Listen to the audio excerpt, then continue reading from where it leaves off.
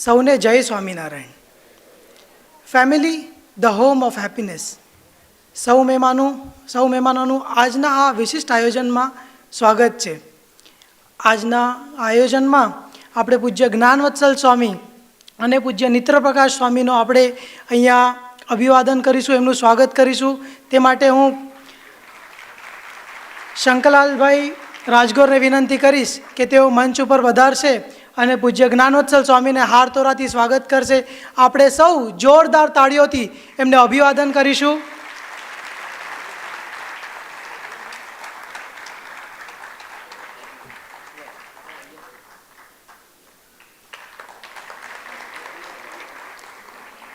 એમના સાથે પૂજ્ય નિત્યપ્રકાશ સ્વામી અહીંયા પધાર્યા છે. એમનું સ્વાગત કરવા માટે હું ધીરજભાઈ રાજગોરને પણ વિનંતી કરીશ કે તેઓ પણ આશીર્વાદ ગ્રહણ કરવા અહીંયા મંચ ઉપર પધારશે.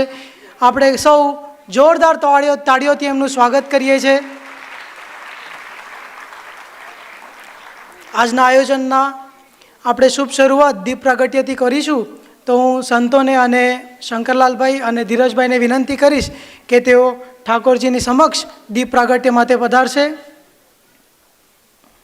ભગવાનની, અક્ષર પુરુષોત્તમ મહારાજની, ગુણાતીતાનંદ સ્વામી મહારાજની, ભગતજી મહારાજની, શાસ્ત્રીજી મહારાજની, યોગીજી મહારાજની, પ્રમુખ સ્વામી મહારાજની, મહંત સ્વામી મહારાજની, પ્રમુખ સ્વામી મહારાજ શતાબ્દી મહોત્સવની, વચનામૃત દ્વિશતાબ્દી મહોત્સવની, પ્રમુખ સ્વામી મહારાજ જન્મ જયંતિ મહોત્સવની, શ્રી સ્વામિનારાયણ ભગવાનની.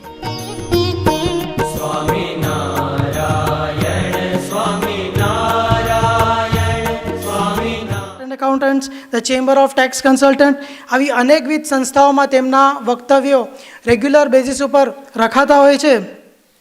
અને મુંબઈ અને રાજકોટ જેવા ભવ્ય મહાનગરોમાં પણ તેમણે સેવા આપી છે.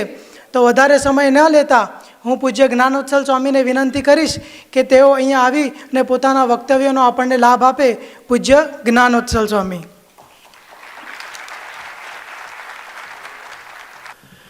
ગુણાતીતો અક્ષરમ બ્રહ્મ ભગવાન પુરુષોત્તમઃ જનો જાનન્નિદં સત્યમ મુચ્યતે ભવબંધનાत्. શ્રી સ્વામિનારાયણ ભગવાનની જય. અક્ષર પુરુષોત્તમ મહારાજની જય. રાધા કૃષ્ણ દેવની જય. સિયાવર રામચંદ્ર ભગવાનની જય. પ્રમુખ સ્વામી મહારાજની જય. મહંત સ્વામી મહારાજની જય. પ્રમુખ સ્વામી મહારાજ શતાબ્દી મહોત્સવની જય. પ્રથમ તો ભગવાન સ્વામિનારાયણના ચરણમાં વંદન સાથે ગુરુહરિ પરમ પૂજ્ય પ્રમુખ સ્વામી મહારાજ અને પ્રગટ ગુરુહરિ પરમ પૂજ્ય મહંત સ્વામી મહારાજના ચરણમાં વંદન સાથે પધારેલા આપ સૌને નમસ્કાર, જય સ્વામિનારાયણ અને ગુડ ઇવનિંગ. વિશેષ તો આજે શ્રી શંકરભાઈ રાજગોર અને એમના પરિવારજનો એમણે આ કાર્યક્રમનું આયોજન કર્યું છે. અને એમના આપ સૌ પરિચિતો, પરિવારજનો, મિત્રો આપ સૌ અહીંયા સહર્ષ એમના આમંત્રણને માન આપીને પધાર્યા છો. અને ખાસ એ પરિવારની એવી ઈચ્છા હતી કે ફેમિલી વેલ્યુઝ ઉપર થોડી વાતો થાય. એટલે એમને વિષય એવો આપ્યો કે family is the home of happiness. એટલે કે પરિવાર છે એ સુખનું સરનામું છે. અને આ વાત બહુ હકીકત છે. હમણાં જ હાર્વર્ડ યુનિવર્સિટીમાં એક સર્વે થયો. લગભગ 1 લાખ પરિવારમાં સર્વે થયો. 100 કરતાં વધારે દેશોમાં સર્વે હતો. એ સર્વેનો મુખ્ય પ્રશ્ન એ હતો, દરેક પરિવારજનને એવું પૂછવામાં આવતું કે what according to you is the greatest joy upon this earth, એટલે કે આપની દ્રષ્ટિએ પૃથ્વી પર સૌથી મોટો આનંદ શું છે? ત્યારે 67% પણ વધારે રિસ્પોન્ડન્ટ્સ એવું કહ્યું કે પોતાના પરિવારજનો સાથે, નજીકના મિત્રો હોય, સગાવાલા હોય, જેના પ્રત્યે આપણને લાગણી અને પ્રેમ હોય, એ લોકોને આપણા પ્રત્યે લાગણી અને પ્રેમ હોય, એવો એક સંબંધ હોય, એવી વ્યક્તિઓ સાથે ક્વોલિટી અને ક્વોન્ટિટી ટાઈમ પસાર કરવો એ પૃથ્વી ઉપર સૌથી મોટો આનંદ છે. એટલે પરિવારજનો સાથે વિતાવેલો સમય, it is the greatest joy upon this અર્થ. આ સંબંધી ઘણા બધા સંશોધનો થયા છે, ઘણી બધી વાતો આપણને ઉપલબ્ધ થાય છે. ડેવિડ કેરોલ નામના બહુ જ સારા પેરેન્ટિંગ ઉપર વિચારક અને લેખક છે, અને એમને બહુ જ સરસ પુસ્તક લખ્યું છે સ્પિરિચ્યુઅલ પેરેન્ટિંગ. એટલે કે આપણે માતા પિતા તરીકે તો આપણા બાળકોનો ઉછેર કરીએ છીએ, પણ સ્પિરિચ્યુઅલ પેરેન્ટિંગ એટલે આધ્યાત્મિક રીતે આપણા બાળકોનો ઉછેર આપણે કેવી રીતે કરવો. એટલે ઉછેરમાં એક અધ્યાત્મનું તત્વ, a touch of spirituality in raising your children.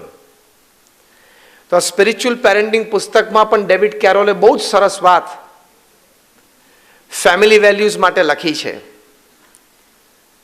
એમાં પણ એમણે લખ્યું છે, એમણે પોતે લગભગ 1000થી વધારે પરિવારો સાથે વ્યક્તિગત મુલાકાત કરી છે.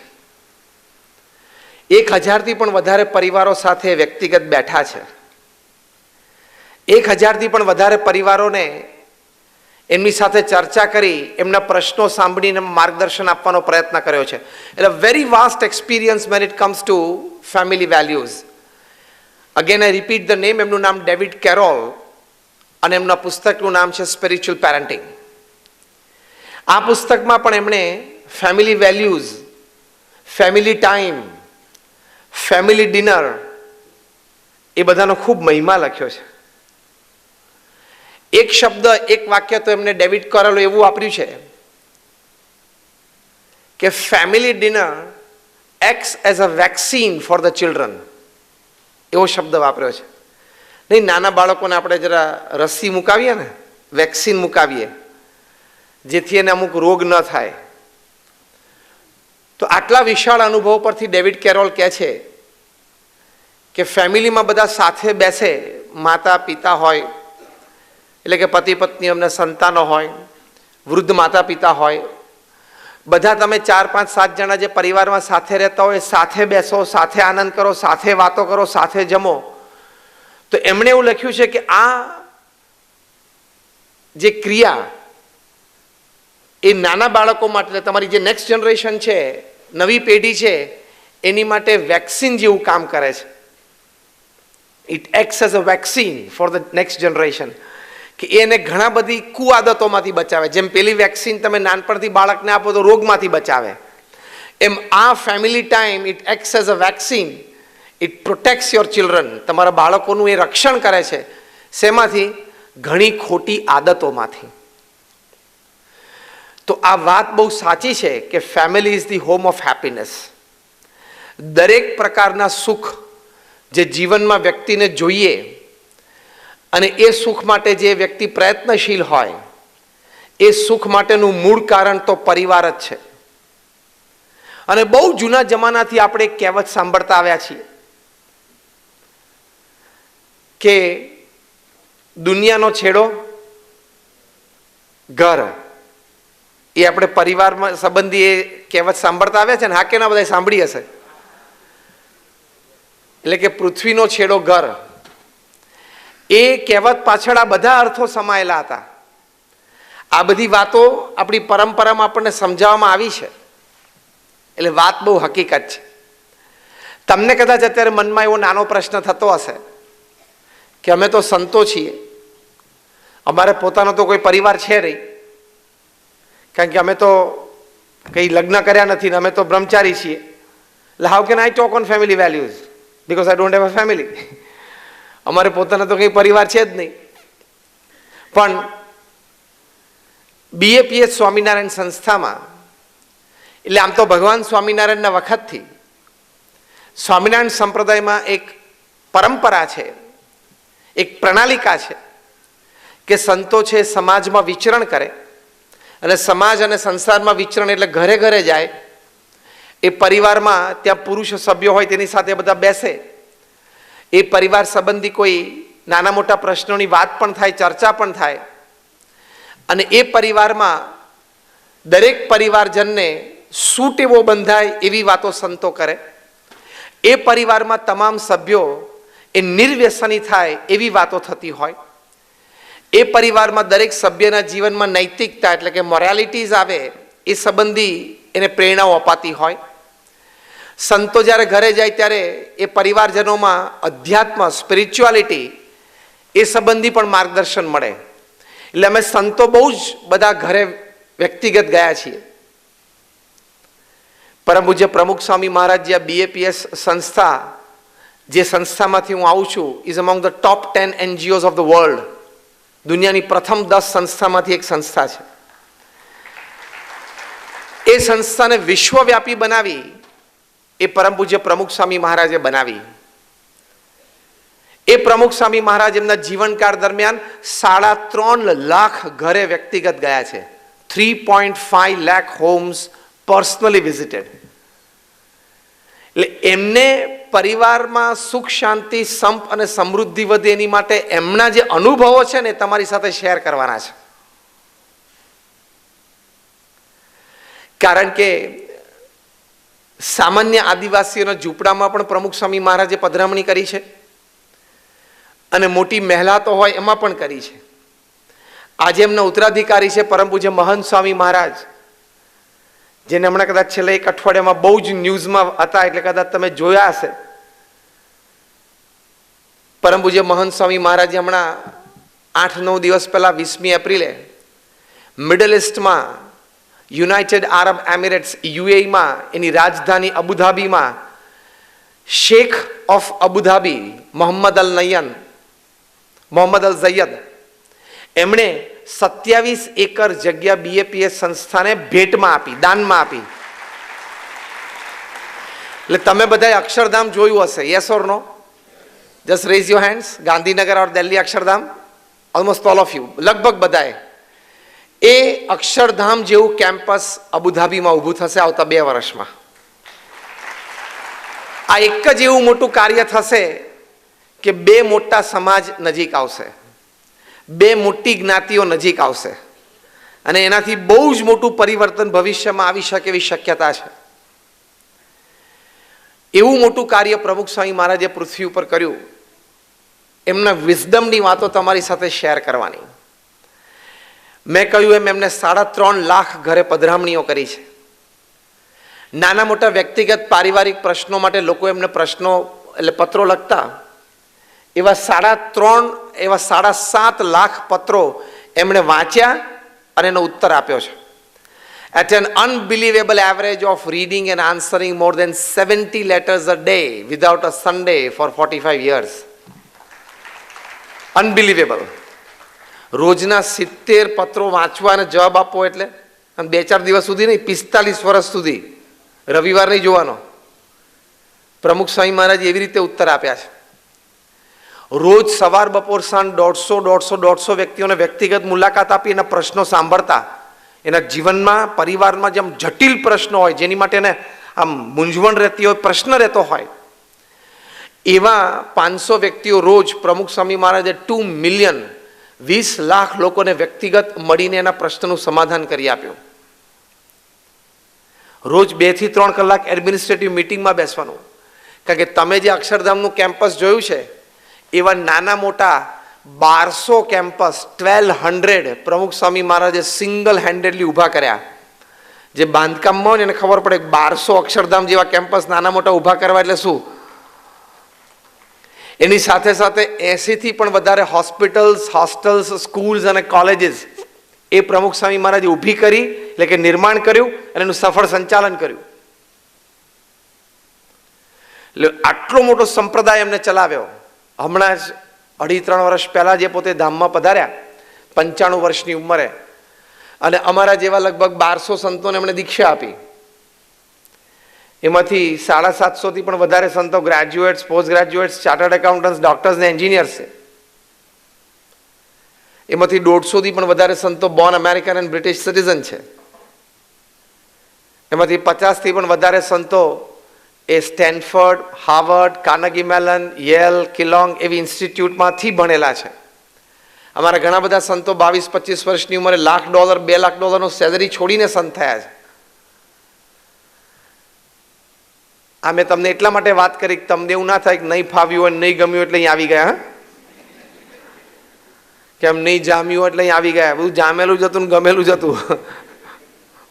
What I mean to say is કે પ્રમુખ સ્વામી મહારાજને સમાજનો આટલો બધો વિશાળ અનુભવ, સમાજની બધી ગતિવિધિઓ સાથે એ હંમેશા સુમેળમાં રહેતા. તો એમના જે અનુભવની વાતો છે, કારણ કે હજારો પરિવારના વિખવાદમાં મધ્યસ્થી બનીને એમને એ વિખવાદ મિટાવી દીધો.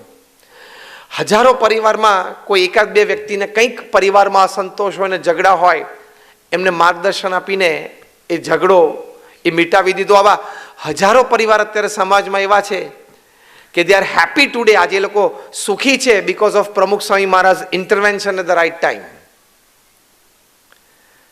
એટલે અમે સંતો પણ વિચરણ બધે ગયા છે. મેં પણ I think in the last 30 years લગભગ 25,000થી પણ વધારે ફેમિલીની પર્સનલ વિઝિટ એમના ઘરે જઈને, દુનિયાના લગભગ 30 દેશોમાં 200 જેટલી સિટીઝમાં તો હું 25,000 ફેમિલીને વ્યક્તિગત મળ્યો છું.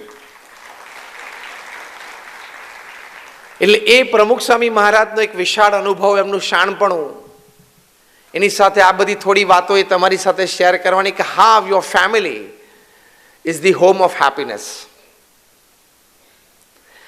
એમાં આપણે જઈએ પહેલા અમુક ચેક પોઈન્ટ્સ આપણે વિચારી લેવાના, સમજી લેવાના, જે આપણે ધ્યાન રાખવાનું છે. પહેલો મોટો ચેક પોઈન્ટ એ છે કે when you are a family, તમે જ્યારે એક પરિવારની જેમ સાથે આવ્યા છો, it is a divine unit. It is not an accident. એ કંઈ એક્સિડન્ટ નથી થયો કે તમે ભેગા આવી ગયા બધા. પતિ પત્ની, દીકરા દીકરી, મા બાપ. ઘણી વખત કોઈને એવું એરેન્જ મેરેજ હોય, એરેન્જ મેરેજ ના હોય, સેલ્ફ અરેન્જ મેરેજ હોય. સેલ્ફ અરેન્જ મેરેજ હોય તો એ લોકો એમ કે પરિચયમાં કે ખબર નહીં, અમે તો ટ્રેનમાં ટ્રાવેલિંગ કરતા and we accidentally met and then we started a relation, then we got married. પણ that which you consider as an accident was not an accident, it was a divine design. એ બધું ભગવાનનું નિર્માણ કરેલું હોય છે. પણ તોય તમે એમ કહો કે marriages are made in heaven, પણ હસતા હસતા એક વાક્ય મેં ઉમેર્યું છું કે marriages are made in heaven but they are lived on earth. એટલે આ બધી વાતો આવશે અંદર. Marriages are made in heaven but they are lived on earth. ભલે સ્વર્ગમાં બધા લગ્ન નક્કી થતા હોય, પણ જીવવાનું છે પૃથ્વી ઉપર ને, એટલે એમાં સ્વભાવ, પ્રકૃતિ બધું આવે. પણ જો એટલે acceptance of a great thought કે આપણે ફેમિલી તરીકે બધા સાથે આવ્યા, તો ભગવાને આપણને સાથે મૂક્યા છે. કંઈક આપણા ગયા જન્મનું એક ઋણ સંબંધ, કંઈક આપણો એક કર્મ સંબંધ હતો, એટલે એક પરિવાર તરીકે આપણે સાથે આવ્યા છીએ. અને પરિવાર તરીકે સાથે આવ્યા છે તો આખું જીવન આપણે સારી રીતે બધાએ સંપીને સુમેળે કાઢવું, એવું એક નિર્ણય અને નિશ્ચય બધાએ કરવો પડે. Now you can't change your spouse, can you? હવે કે તમારા જીવન સાથી તમે બદલી શકવાના છો? કપડાં બદલાય, ઘર બદલાય, કાર બદલાય, પોલિસી બદલાય ઇન્સ્યોરન્સની, પણ you can't change your family member. Family member તો હવે એકવાર તમે ભેગા થઈ ગયા, પતિ પત્ની, હસબન્ડ વાઈફ અને 1 કે 2 ચિલ્ડ્રન, માતા પિતા, હવે તમારી જિંદગી બરોબર વ્યવસ્થિત સમજીને કાઢવાની જ છે. નાઉ ધ ચોઇસ ઇઝ યોર્સ. તમે અમદાવાદ જવા માટે અહીંયા મુંબઈથી રાત્રે ટ્રેનમાં બેસો, ટ્રેન તો સવારે અમદાવાદ પહોંચવાની જ છે, અને તમે પણ અમદાવાદ પહોંચવાના છો, પણ ચોઇસ તમારી છે કે તમારે ઝઘડતા ઝઘડતા કો પેસેન્જર સાથે પહોંચવું છે કે કોઈ 2 સારા માણસ જોડે થોડો પરિચય કેળવીને કંઈક સારી વાતો અને સારા વિચારોની આપલે સાથે પહોંચવું છે. Choice is yours. A choice આપણી છે. એમ ફેમિલીમાં પણ તમે બધા સાથે આવ્યા, ચોઇસ ઇઝ યોર્સ, કે ઝઘડતા ઝઘડતા જિંદગી પૂરી કરવી છે. રોજ બધા ટેન્શનમાં પરિવારમાં. તો ઘણા બધા પરિવારો એવા છે, સવારથી ઉઠીને બધાને ટેન્શન, એકબીજાનું ટેન્શન રહે. તો એવી રીતે પણ જીવન પૂરું થાય છે. અને તમે બધાને સમજીને, એક ફેમિલી મેમ્બરનો એક્સેપ્ટન્સ, એક ફેમિલી મેમ્બરને સ્વીકારીને, એકબીજાને સમજીને, થોડું મોટું મન રાખીને, એકબીજા સાથે થોડું અનુકૂળતા કરીને તમે ચલાવી લો તો પણ સરસ રીતે જીવન પૂરું થાય. લાઈફ તમારી પોતાની છે, પણ still you are not independent. આ વાક્ય સમજાણું? લાઈફ તમારી પોતાની છે, જે તમે જીવો છો એ, સ્ટીલ તમારું એક્ઝિસ્ટન્સ ઇન્ડિપેન્ડન્ટ નથી. હા કે ના? આપણે બધા જ ડિપેન્ડન્ટ છીએ. Do you believe? Yes or no? We are all dependent. આપણે બધા એકબીજા ઉપર આધારિત છે. પતિ પત્ની હોય, સંતાનો હોય, મા બાપ હોય, પછી કાકા કાકી હોય, કંઈક મામા માસી હોય, પડોશી હોય, પરિવારજન હોય, રિલેટિવ હોય, કોઈ ફ્રેન્ડ હોય. આપણે બધા એકબીજા ઉપર આધારિત જીવન જીવીએ છીએ.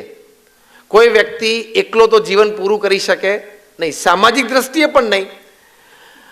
અને નાના મોટા પ્રસંગે દરેક વ્યક્તિને પોતાના જીવનમાં સુખ દુઃખ દરમિયાન પોતાની નજીક 15-25 વ્યક્તિઓની મદદની જરૂર પડે જ.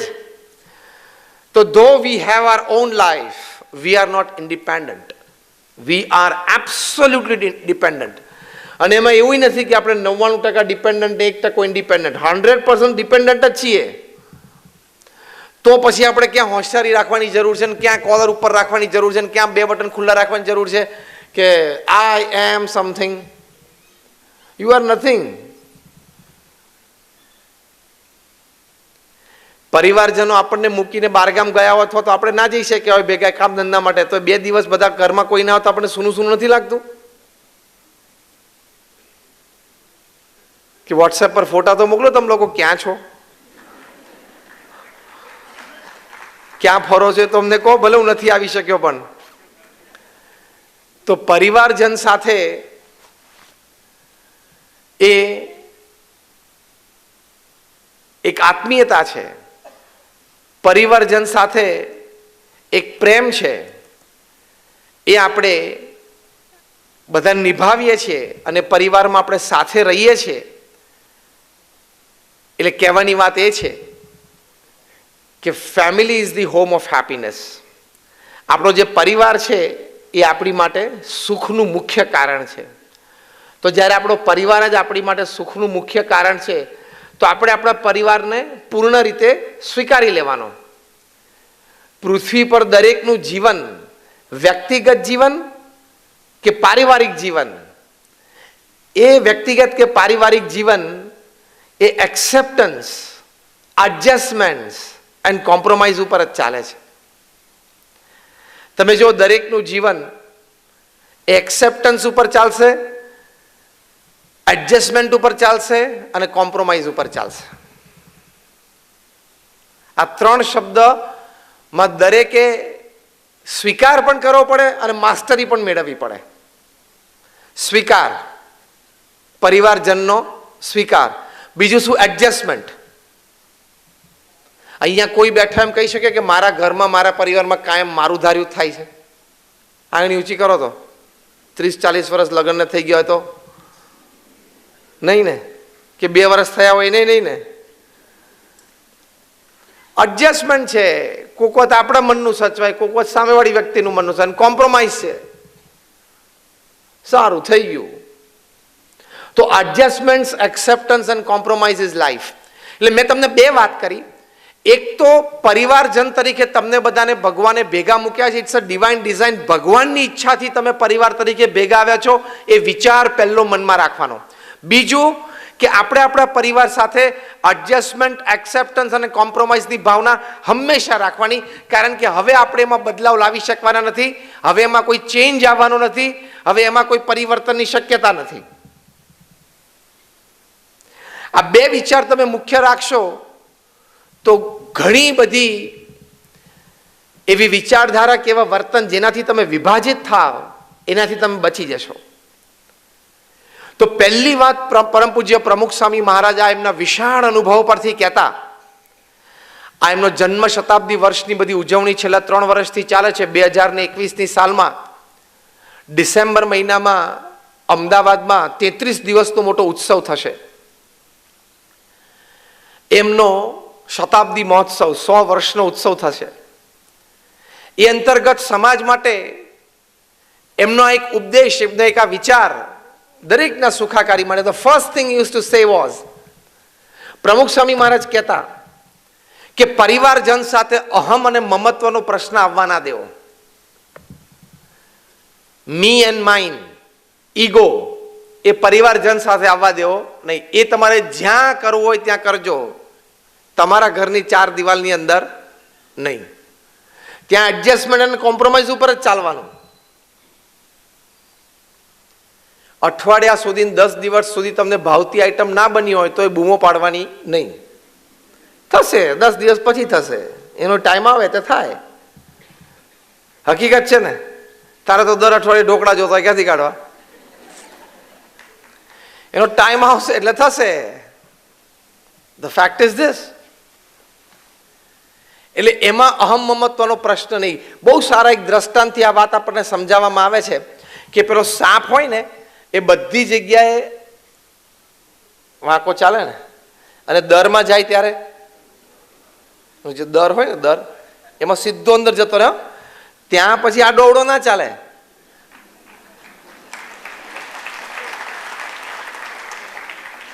આ દેશી દ્રષ્ટાંતથી મેં વાત સમજાવી, જેનો અનુભવ અથવા તો સમજણ આપણને બધાને છે. સાપ દરેક જગ્યાએ વાંકો ચાલે, પણ પોતાનું જે દર છે એ ત્યાં સીધો ચાલે. કારણ કે દરમાં જો આડોડો ચાલે ને તો આ બધી એની શરીરને કેળો બધી છોલાઈ જાય ને, પછી બધી કીડીઓ એને ફોલી ખાય.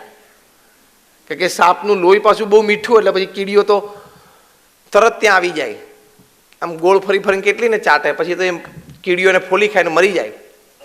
કારણ કે કીડીઓના પગમાં માણસની જીભ કરતા ગળપણને ઓળખવાની 300 ગણી તાકાત છે. આ વિજ્ઞાન કહે છે 300 ટાઈમ્સ છે. અત્યારે એક પણ કીડી નથી દેખાતી. તમે એક નાનો સાકરનો કટકો અહીંયા મૂકો ને, તમને અડધો પોણો કલાકમાં બધી કેટલી કીડીઓ ભેગી થઈ જાય. આપણને ક્યાંથી આવી હશે? આપણા વોટ્સએપ કરતા એનું મેસેન્જર ફાસ્ટ છે. હકીકતમાં કીડીઓનું જે કમ્યુનિકેશન છે ને, એની ઉપર તો અત્યારે ઘણી રિસર્ચ ચાલે છે, અને ભવિષ્યમાં થશે. અને એક જણાને ન્યૂઝ મળે એટલે આપણી જેવું નહીં કે હું એકલો જ ખાઈ લઉં, આખી કમ્યુનિટીને ભેગી કરે. આ બધી ફેમિલી વેલ્યુઝમાં શીખવા જેવી વાતો છે એની પાસેથી. બેસ્ટ ફેમિલી સેટઅપ છે ને કીડીઓનું છે, એવું વિજ્ઞાન કહે છે. The best family setup. આપણે માણસ ભલે બુદ્ધિશાળી રહ્યા, બધા સંશોધનો પૃથ્વી પર આપણે જ કરીએ છીએ. આખી પૃથ્વી સૃષ્ટિ તમામ છે એમાં મનુષ્યના લીધે જ આખી સૃષ્ટિ ચાલે છે. બધી વાત સાચી, પણ ફેમિલી લિવિંગ શ્રેષ્ઠ કીડીઓનું છે. The family living of the ants is the best, much better than the human beings, એવું વિજ્ઞાન કહે છે. કારણ કે એને તો એક જગ્યાએ ખાંડ જોવે એટલે સૂંઘીને સેજ ચાટીને ભાઈ તરત જતી રહે. તમે જોજો. અને પછી મેસેજ આપી દે, કમ્યુનિકેશન કરે. અને બધી કીડીઓ આવતી હોય એમાં કોમ્યુનિકેશન કરે કઈ જગ્યાએ છે. કારણ કે એને તો કેટલું વિઝન હશે, અથવા તો ક્યાં એને ખબર પડે. પણ એ છે ને ખાલી બંને આમ ટચ થાય, તમે જોજો કીડીઓ સામ સામે ટચ થાય ને એમાં બધો ડેટા ટ્રાન્સફર થઈ જાય. કનેક્શન આપે ને કીડીઓ, બધો ડેટા આ જગ્યાએ, અહીંયા ટોપ એક આઈટમ પડી છે, ગો. એટલે બહુ જોરદાર ફેમિલી. એ લોકોમાં પણ રાજા હોય છે, રાણી હોય છે, પ્રિન્સ હોય, પ્રિન્સેસ હોય, આખું એક કિંગડમ જેવું તંત્ર હોય છે કીડીઓનો. બહુ સંશોધન થયું છે એની પર. They have a king, queen, prince, princess અને કોર્ટ, બધું જ હોય છે એ લોકોમાં. એ લોકોને પણ પોતાનું ઘર બાંધવું હોય ને તો એના કીડીના જે કિંગ હોય ને કોર્ટ હોય ને એની પરમિશન જોઈએ. એવું બધું તંત્ર છે. બહુ વિજ્ઞાન તો બહુ ડીપ ગયું છે. અને આપણે તો કહીએ ને કે હું હવે 18-20 વર્ષનો થઈ ગયો, મારા પપ્પાને કંઈ પૂછવાની જરૂર નહીં. લે, I am 18, I am 20, I am 22, I got a voting right. આજ વોટિંગ હતું ને, બધા વોટિંગ કરી આવ્યા છો. જેણે કર્યું છે બધાને ધન્યવાદ, અને જેને નથી કર્યું એણે દેશના નિર્માણમાં પોતાનો સહયોગ ન આપ્યો એ દેશની અસેવા કરી કહેવાય. એટલે કદાચ જો ચૂકી ગયા હોય તો આવતી વખતે કરજો. Because if you don't vote, you don't have the right to talk anything about the country. તમે વોટ ના આપો તો દેશ વિશે, દેશની પોલિસી વિશે કે સરકાર વિશે કે કોઈ નિર્ણય વિશે તમને ચર્ચા કરવાનો કોઈ અધિકાર જ નથી. તમે વોટ કરો તો જ ચર્ચા કરવાનો અધિકાર છે, બાકી નહીં. Yes or no? કીડીઓમાં વોટિંગની સિસ્ટમ છે, તમને ખબર છે? હવે અલ્પ જીવ કહેવાય, કીડી તો કેટલું નાનું એક એક્ઝિસ્ટન્સ કહેવાય, એની બુદ્ધિશક્તિ આપણી બુદ્ધિશક્તિ કરતાં કેટલી ઓછી કહેવાય. તો એ લોકોમાંથી ફેમિલી સિસ્ટમ ને ફેમિલી વેલ્યુઝ ને ફેમિલી સેટઅપ બધું બહુ શીખવા જેવું હોય છે. તો જો પહેલી વાત આ છે કે આપણે અહમ અને મમત્વ કોઈ દિવસ આવવા ના દેવો. No ego, no me, no mind, no my self in the family. We all are one, we all on the same platform. આપણે બધા એક છીએ, પરિવાર છીએ. For that values a constant વિચાર તમારે મનમાં રાખવાનો. So no ego, no selfishness amongst family members. There you live with an open heart. તો તમને ખૂબ આનંદ આવશે. કારણ કે હાર્વર્ડ યુનિવર્સિટીનો સર્વે છે, greatest joy upon this earth, પૃથ્વી પર સૌથી મોટો આનંદ પરિવારનો આનંદ છે. જો અહમ મમત્વના પ્રશ્ન થાય, અત્યારે જે યંગ કપલ્સમાં ડિવોર્સ થાય છે, એના 3-4 મોટા કારણોમાંનું એક કારણ ઈગો છે, અહમ છે. કારણ કે અત્યારે 2 જણા ભણેલા હોય, ભણવાનું તો દરેકે હોય, દીકરો હોય કે દીકરી હોય, સારામાં સારું ભણવાનું, સારામાં સારા ભણાવવાના. પણ 2 જણા ભણેલા હોય એટલે પછી કોમ્પ્રોમાઇઝની ભાવના ઓછી થઈ જાય. પેલો કે આમ ચાર્ટર્ડ એકાઉન્ટન્ટ, તો પેલી કે આમ એને MBA, તો પતી ગયું. એને MBA નું ગુજરાતી આવડે છે ને? બધાને ખબર છે, મને બધું આવડે. એટલે પછી શું થાય? પછી ઈગો ક્લેશ આવે કે હું I am also having a good salary, પેલી કે મારી પાસે પણ આ સેલરી છે, આપણે આમ કરીએ, આપણે આમ કરીએ. ડિફરન્સ ઓફ ઓપિનિયન આવે. પણ પ્રોફેશનલ્સ બંને હોય એ સારું છે, કંઈ ખોટું નથી. પણ એ લાઈફમાં કોમ્પ્રોમાઇઝ કરીને રહેતા ના આવડે તો તમારું ભણતર નકામું થઈ ગયું. ભલે તમે CA થયા ને MBA થયા ને MBBS થયા, પણ if you cannot learn to compromise and live together as a family, all your education goes to ashes. તો પછી એ બધું બળી જાય. ભણતરનો અર્થ જ એ છે કે આપણે વ્યક્તિ સાથે સુમેળે રહી શકીએ. That is education. એજ્યુકેશનની એક બહુ જ સરસ વ્યાખ્યા થયેલી છે. Education is that which remains with you when you have forgotten everything that has been taught to you. Sandeep, એજ્યુકેશનની લાઈન વાળા છે ને બધા, એટલે education is that which remains with you when you have forgotten everything that has been taught to you. તમને જે ભણાવવામાં આવ્યું છે બધું તમે ભૂલી જાઓ ને, પછી જે તમારી પાસે રહે ને ભણતર, એટલે શું? સદગુણો, સ્થિરતા, મેચ્યોરિટી, પીઢતા, શાણપણું, વિઝડમ, એ બધું ભણતર physics, chemistry, biology, mathematics, English, Gujarati, Hindi ભણીને આ બધું લાવવાનું છે એકચ્યુઅલી. તો એ સમજીને આપણે કોઈ ઈગો ક્લેશ આવવા દેવો નહીં. અમદાવાદમાં એક બોય અને એક ગર્લ બંને ત્યાં ડેન્ટલ કોલેજમાં ભણતા હશે, બંનેને આમ પરિચય થયો, થોડી ફ્રેન્ડશિપ થઈ, પછી બંનેને એક રિલેશનશિપ શરૂ થયું અને બંને નક્કી કર્યું કે આપણને બંનેને અનુકૂળ છે એટલે આપણે મેરેજ કરશું. ફાઇન. બંને જણાને ડેન્ટલ કોલેજ પૂરી થઈ, બંને જણા ડેન્ટિસ્ટ થઈ ગયા. એટલે બંને જણાએ પોતપોતાના ઘરે રજૂઆત કરી કે મારે અહીંયા મેરેજ કરવા છે. પણ વોટ એવર ધ રીઝન, જે કંઈ કારણ હશે, પણ બંને પરિવારમાંથી ના આવી કે તમારે, અમે તમને પરમિશન ના આપીએ. એટલે આ બંને તો એકદમ સ્ટ્રોંગ રિલેશનશિપમાં હતા. એટલે બંને નક્કી કર્યું કે આપણે PG કરીએ, પોસ્ટ ગ્રેજ્યુએશન. એટલે બંને જણાએ પોસ્ટ ગ્રેજ્યુએશન કર્યું, એટલે બીજા 2-3 વર્ષ નીકળી જાય. એ દરમિયાન અને પછી પણ પરવાનગી માંગી, પણ જે પણ કારણ હશે બંને પરિવાર તરફથી પરવાનગી ન મળી.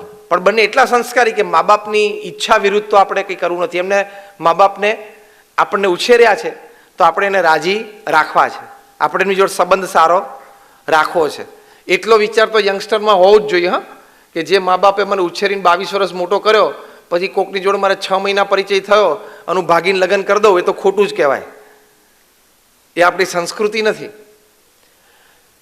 મા બાપને સમજાવીએ, પ્રયત્ન કરીએ અને વિચાર પણ કરીએ, અને મા બાપનો વિચાર હોય એની ઉપર પણ વિચાર કરીએ. મા બાપ કંઈ આપણા દુશ્મન તો છે નહીં, એ કંઈ આપણે દુઃખી થાય એવું તો વિચારતા નથી. કદાચ કોઈક જગ્યાએ તમને અનુકૂળ હોય તો મા બાપને કહેવું, વિચારે, અને પછી ચર્ચા થાય, એમાં મા બાપ સ્ટ્રોંગ પોઈન્ટ રજૂ કરે, જો આટલા આટલા પ્રશ્નો થવાની શક્યતા, તો એમને એક અનુભવ છે, એમને એક જમાનો જોયેલો છે, તો યંગસ્ટર્સે થોડુંક માનવું પડે. હા કે ના? ગઈઢા બધા પરણેલા હા પાડો છે ને, મારે યંગસ્ટર્સ પાસેથી આ જોઈએ છે.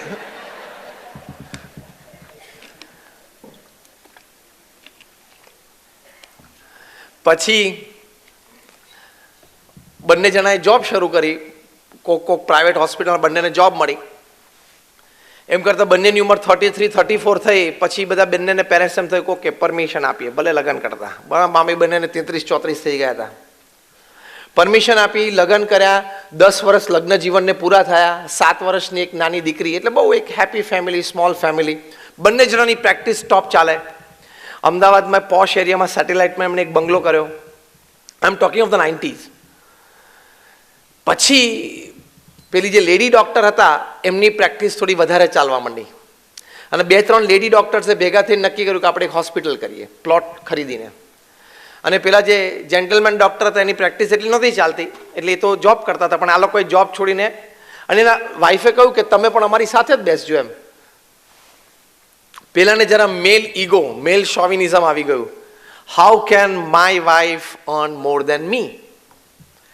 મારી પત્ની મારા કરતાં વધારે પગાર કેમ લાવે ઘરમાં? એટલે તારું જ ઘર છે, 2 જણા એક જ છો, એક જ પરિવાર છે, પૈસા તો ઘરમાં જ આવે છે ને, અને તમારે એક જ સંતાન છે, અને ઉછેર માટે જ વપરાવાના છે, અને તમારા પરિવારના સુખ શાંતિ માટે વપરાવાના છે. એમાં ક્યાં ઈગો આવવાની વાત છે? પણ ઈગો આવી ગયો કે હું ડેન્ટિસ્ટ, મારા વાઈફે ડેન્ટિસ્ટ, મારા વાઈફ આટલી પ્રેક્ટિસ સરસ ચાલે. પણ હવે એના પ્રારબ્ધ, નસીબની વાતો તો હોય જ છે ને. અને કદાચ કળા થોડી વધારે હશે, એક્સપર્ટાઇઝ થોડી વધારે પણ હશે, એ પણ પોસિબલ છે. પણ એમ કરતાં કરતાં જરા મનભેદ થયા, મતભેદ થઈ ગયા, બંને છૂટા રહેતા થયા, ડિવોર્સની વાત આવી ગઈ, અને નક્કી થઈ ગઈ. બહુ બધા વડીલોએ સમજાવ્યા પણ માન્યા નહીં.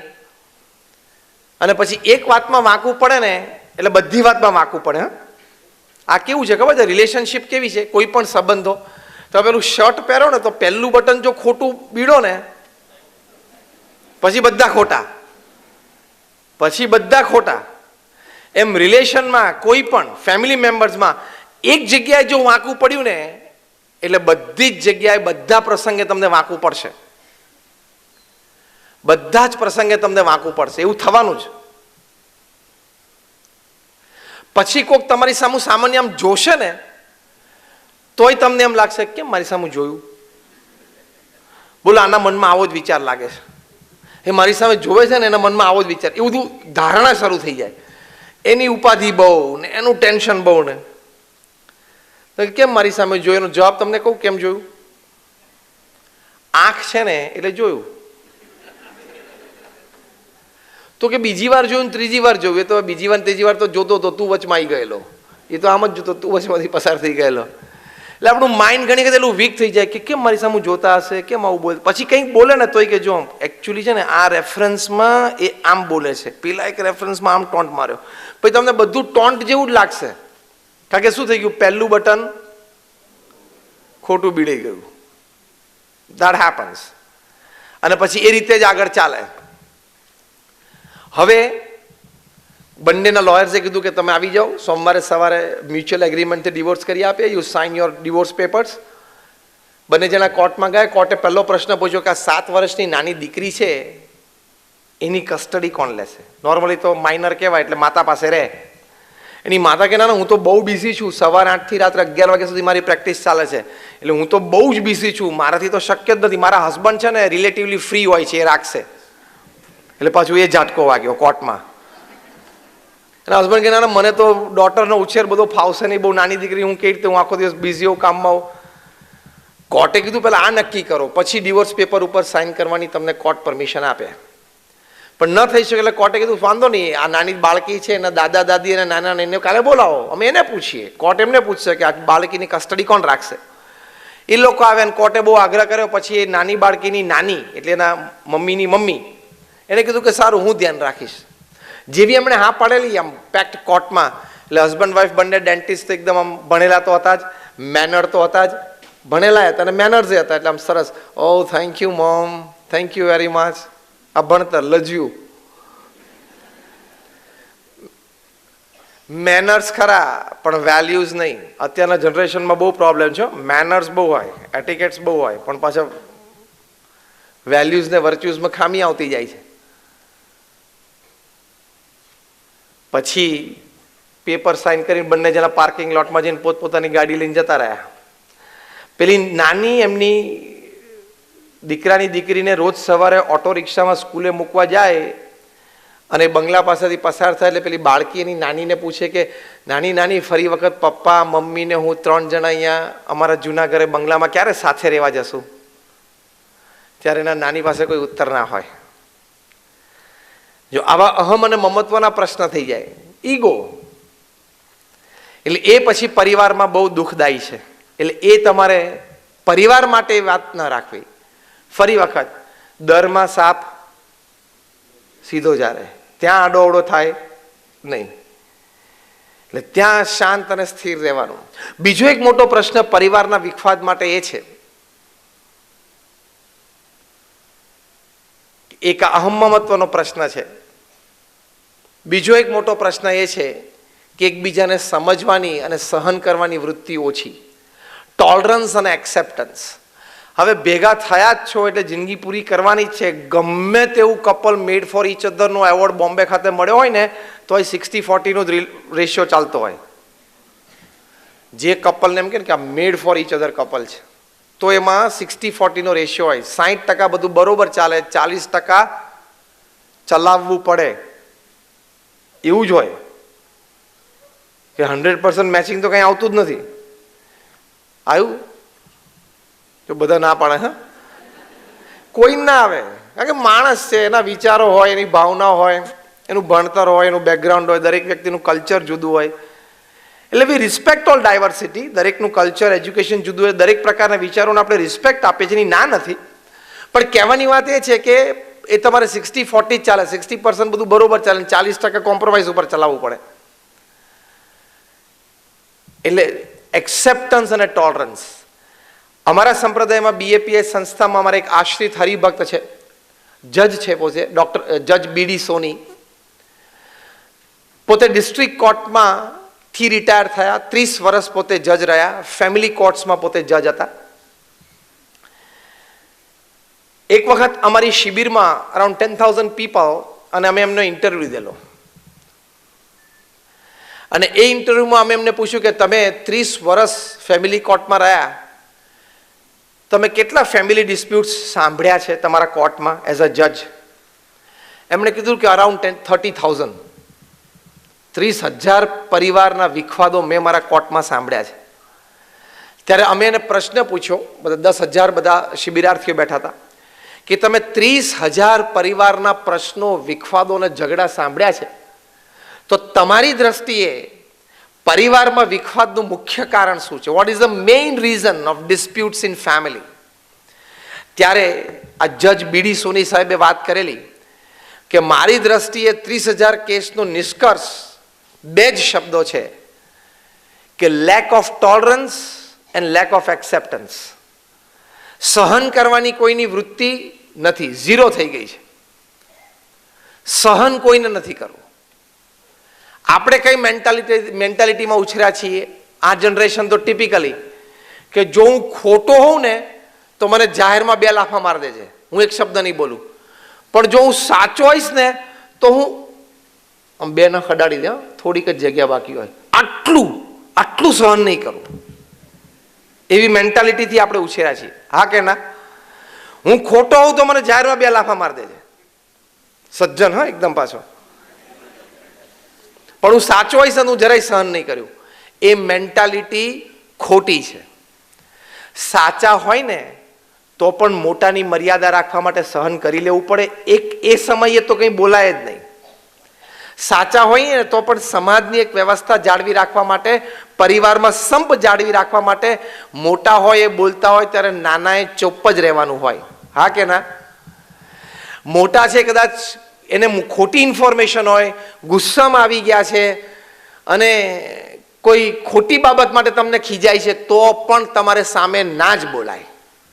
એ સંસ્કાર છે આપણા. અને 2 દિવસ પછી બધો મામલો થાળે પડી ગયો હોય ત્યારે શાંતિથી કહે કે પપ્પા અથવા દાદા દાદી જે હોય, કાકા તમે પરમ દિવસે જે વાત કરતા હતા એ વાતમાં એકચ્યુઅલ વાત આમ હતી અને આ માહિતી આમ હતી, મારો રોલ આ હતો, પણ તમને કદાચ આ ઇન્ફોર્મેશન મળી હશે એ ખોટી છે. એવું બહુ શાંતિથી, પ્રેમથી, નમ્રતાથી, વિવેકથી 2 દિવસ પછી વાત થાય તો પરિવાર ચાલે. આ તો પરિવારમાં એક જણા બોલે એટલે પછી બધા બાયો ચડાવે, તું તો હુંય બોલું લે, પછી ઝઘડા અને બાજુવાળાને ફર્સ્ટ ક્લાસ ઓડિયો ફિલ્મ પડોશીને. એટલે ટોલરન્સ તો રાખવું પડે. તમારાથી વય મર્યાદામાં મોટા હોય પરિવારજન, એ તમને ટોકે વઢે ત્યારે તમારે એક પણ શબ્દ નહીં બોલવાનો. આખું પ્રવચન તમને પરિવાર સંબંધી યાદ રહે કે ના રહે, આ એક વાક્ય ઘરે લઈને જજો. મોટા હોય, વડીલ હોય, એકવાર બોલે, એકવાર કહી જાય, કદાચ અપમાન પણ કરી જાય ને તોય કંઈ જ નહીં બોલવાનું. ભલે પપ્પા, ઓકે, ભલે કાકા, વાંધો નહીં, હું જોઈ લઈશ, એટલું જ બોલાય. અને 2 દિવસ પછી શાંતિથી સ્પષ્ટતા કરો ને, જ્યારે એ કુલ થઈ ગયા હોય, તમે કુલ થઈ ગયા હોય, મેટર કુલ થઈ ગઈ હોય, તો વડીલોને પણ એમ થાય કે ના છોકરો સંસ્કારી છે, સમજી શકે છે અને તમારા પ્રત્યે માન થાય. તમે વિચાર તો કરો, તો તમારી સામે વડીલ હોય, તમારા પિતાજી હોય, કાકા હોય, ફુવા હોય, માસા હોય, કાકા મામા માસી ફોઈ હોય, તમારાથી વડીલ હોય અને એક બોલી ગયા તમે હાથ લાંબો કરીને ઝઘડો, એ તો કંઈ આપણા સંસ્કાર છે? એ તો કંઈ આપણી ખાનદાની છે? આ હું વાત સાચી કરું છું, ખોટી કરું છું? ત્યાં તો બધા સ્તબ્ધ થઈ ગયા છો ને એટલે મને એમ કે શું થઈ ગયું? વાત સાચી કે ખોટી? એ વડીલોની મર્યાદા રાખવી જોઈએ, વડીલોનો આદર રાખવો પડે, તો જ પરિવાર ટકે ને. અને હું કેમ કહું છું કે સહન કરીને બેસવું? 2 દિવસ પછી શાંતિથી ચર્ચા કરો ને. Late the time pass. You have to give time to the issue. એને ટોલરન્સ કહેવાય, એને સહન કરાય. તમારી દીકરી પણ સાસરે જાય ત્યારે તમારે આ સલાહ આપવી જોઈએ. પરમ પૂજ્ય પ્રમુખ સ્વામી મહારાજ એક વખત વિદ્યાનગરમાં હતા, ત્યાં આણંદની બાજુમાં, ગુજરાત રાજ્યમાં. ત્યાં એક હરિભક્ત હતા પ્રભુદાસભાઈ, એમને 3 દીકરીઓ હતી. એમના 2 દીકરીના લગ્ન નક્કી થયા એટલે કંકોત્રી લઈને પ્રમુખ સ્વામી મહારાજ પાસે પ્રસાદી કરાવવા, આશીર્વાદ લેવા માટે આવ્યા હતા. એમને પ્રમુખ સ્વામી મહારાજને આવીને કીધું, સ્વામી મારી 2 દીકરીઓ બંનેનું લગ્ન નક્કી થયું અને એક જ માંડવે 2 જાન થશે અને એક જ દિવસમાં લગ્ન પૂરું થશે, આપ આશીર્વાદ આપો. પ્રમુખ સ્વામી મહારાજે ભગવાનના પુષ્પ એમની પર મૂક્યા, ચાંદલા કર્યા કંકોત્રી ઉપર, પ્રભુદાસભાઈને આશીર્વાદ આપ્યા કે બંને ખૂબ સુખી થાય. પછી પ્રમુખ સ્વામી મહારાજે પ્રભુદાસભાઈનો હાથ પકડીને 2-3 બહુ સરસ વાતો કરેલી હો, એમના અનુભવ પરથી. કારણ કે 3.5 લાખ ઘરે ગયા છે ને પધરામણીમાં, એટલે એને ખબર છે શું થાય. એટલે he knows the issues in and out. He knows the solutions of these issues in and out. પ્રમુખ સ્વામી મહારાજે પહેલું કહ્યું પ્રભુદાસભાઈને કે તમારી દીકરીને સાસરે મોકલો એટલે તમારે એને સલાહ આપવાની કે બેટા હવે તારું એ ઘર છે, તું ત્યાં શાંતિથી રહે, એમાં તારી શોભા છે, અમારી શોભા છે અને ઘરની પણ શોભા છે. તારે કંઈક કામ પ્રસંગ હોય તો મહિને 2 મહિને એકાદ વખત ફોન કરજે, બાકી તું શાંતિથી ત્યાં રહે એમાં અમે રાજી છીએ અને તું પણ રાજી રહેજે. રોજ ફોન કરવાની જરૂર નથી. આપણે રિવર્સ સલાહ આપીએ છીએ કે રોજ સાંજે તારે 6-7 વાગે ફોન કરી જ દેવાનો. એ ખોટી સલાહ છે. કારણ કે રોજ સાંજે 7 વાગે ફોન કરે એટલે બધા સાસરીઓને બધાને શંકા જાય કે રોજ સાંજે 7 વાગે ઘરની બધી વાતો ત્યાં કરતા હશે. હવે કંઈ એવી વાતે ના હોય, પણ માણસનો શંકાશીલ સ્વભાવ છે, એટલે કે રોજ શું વાતો કરતા હશે.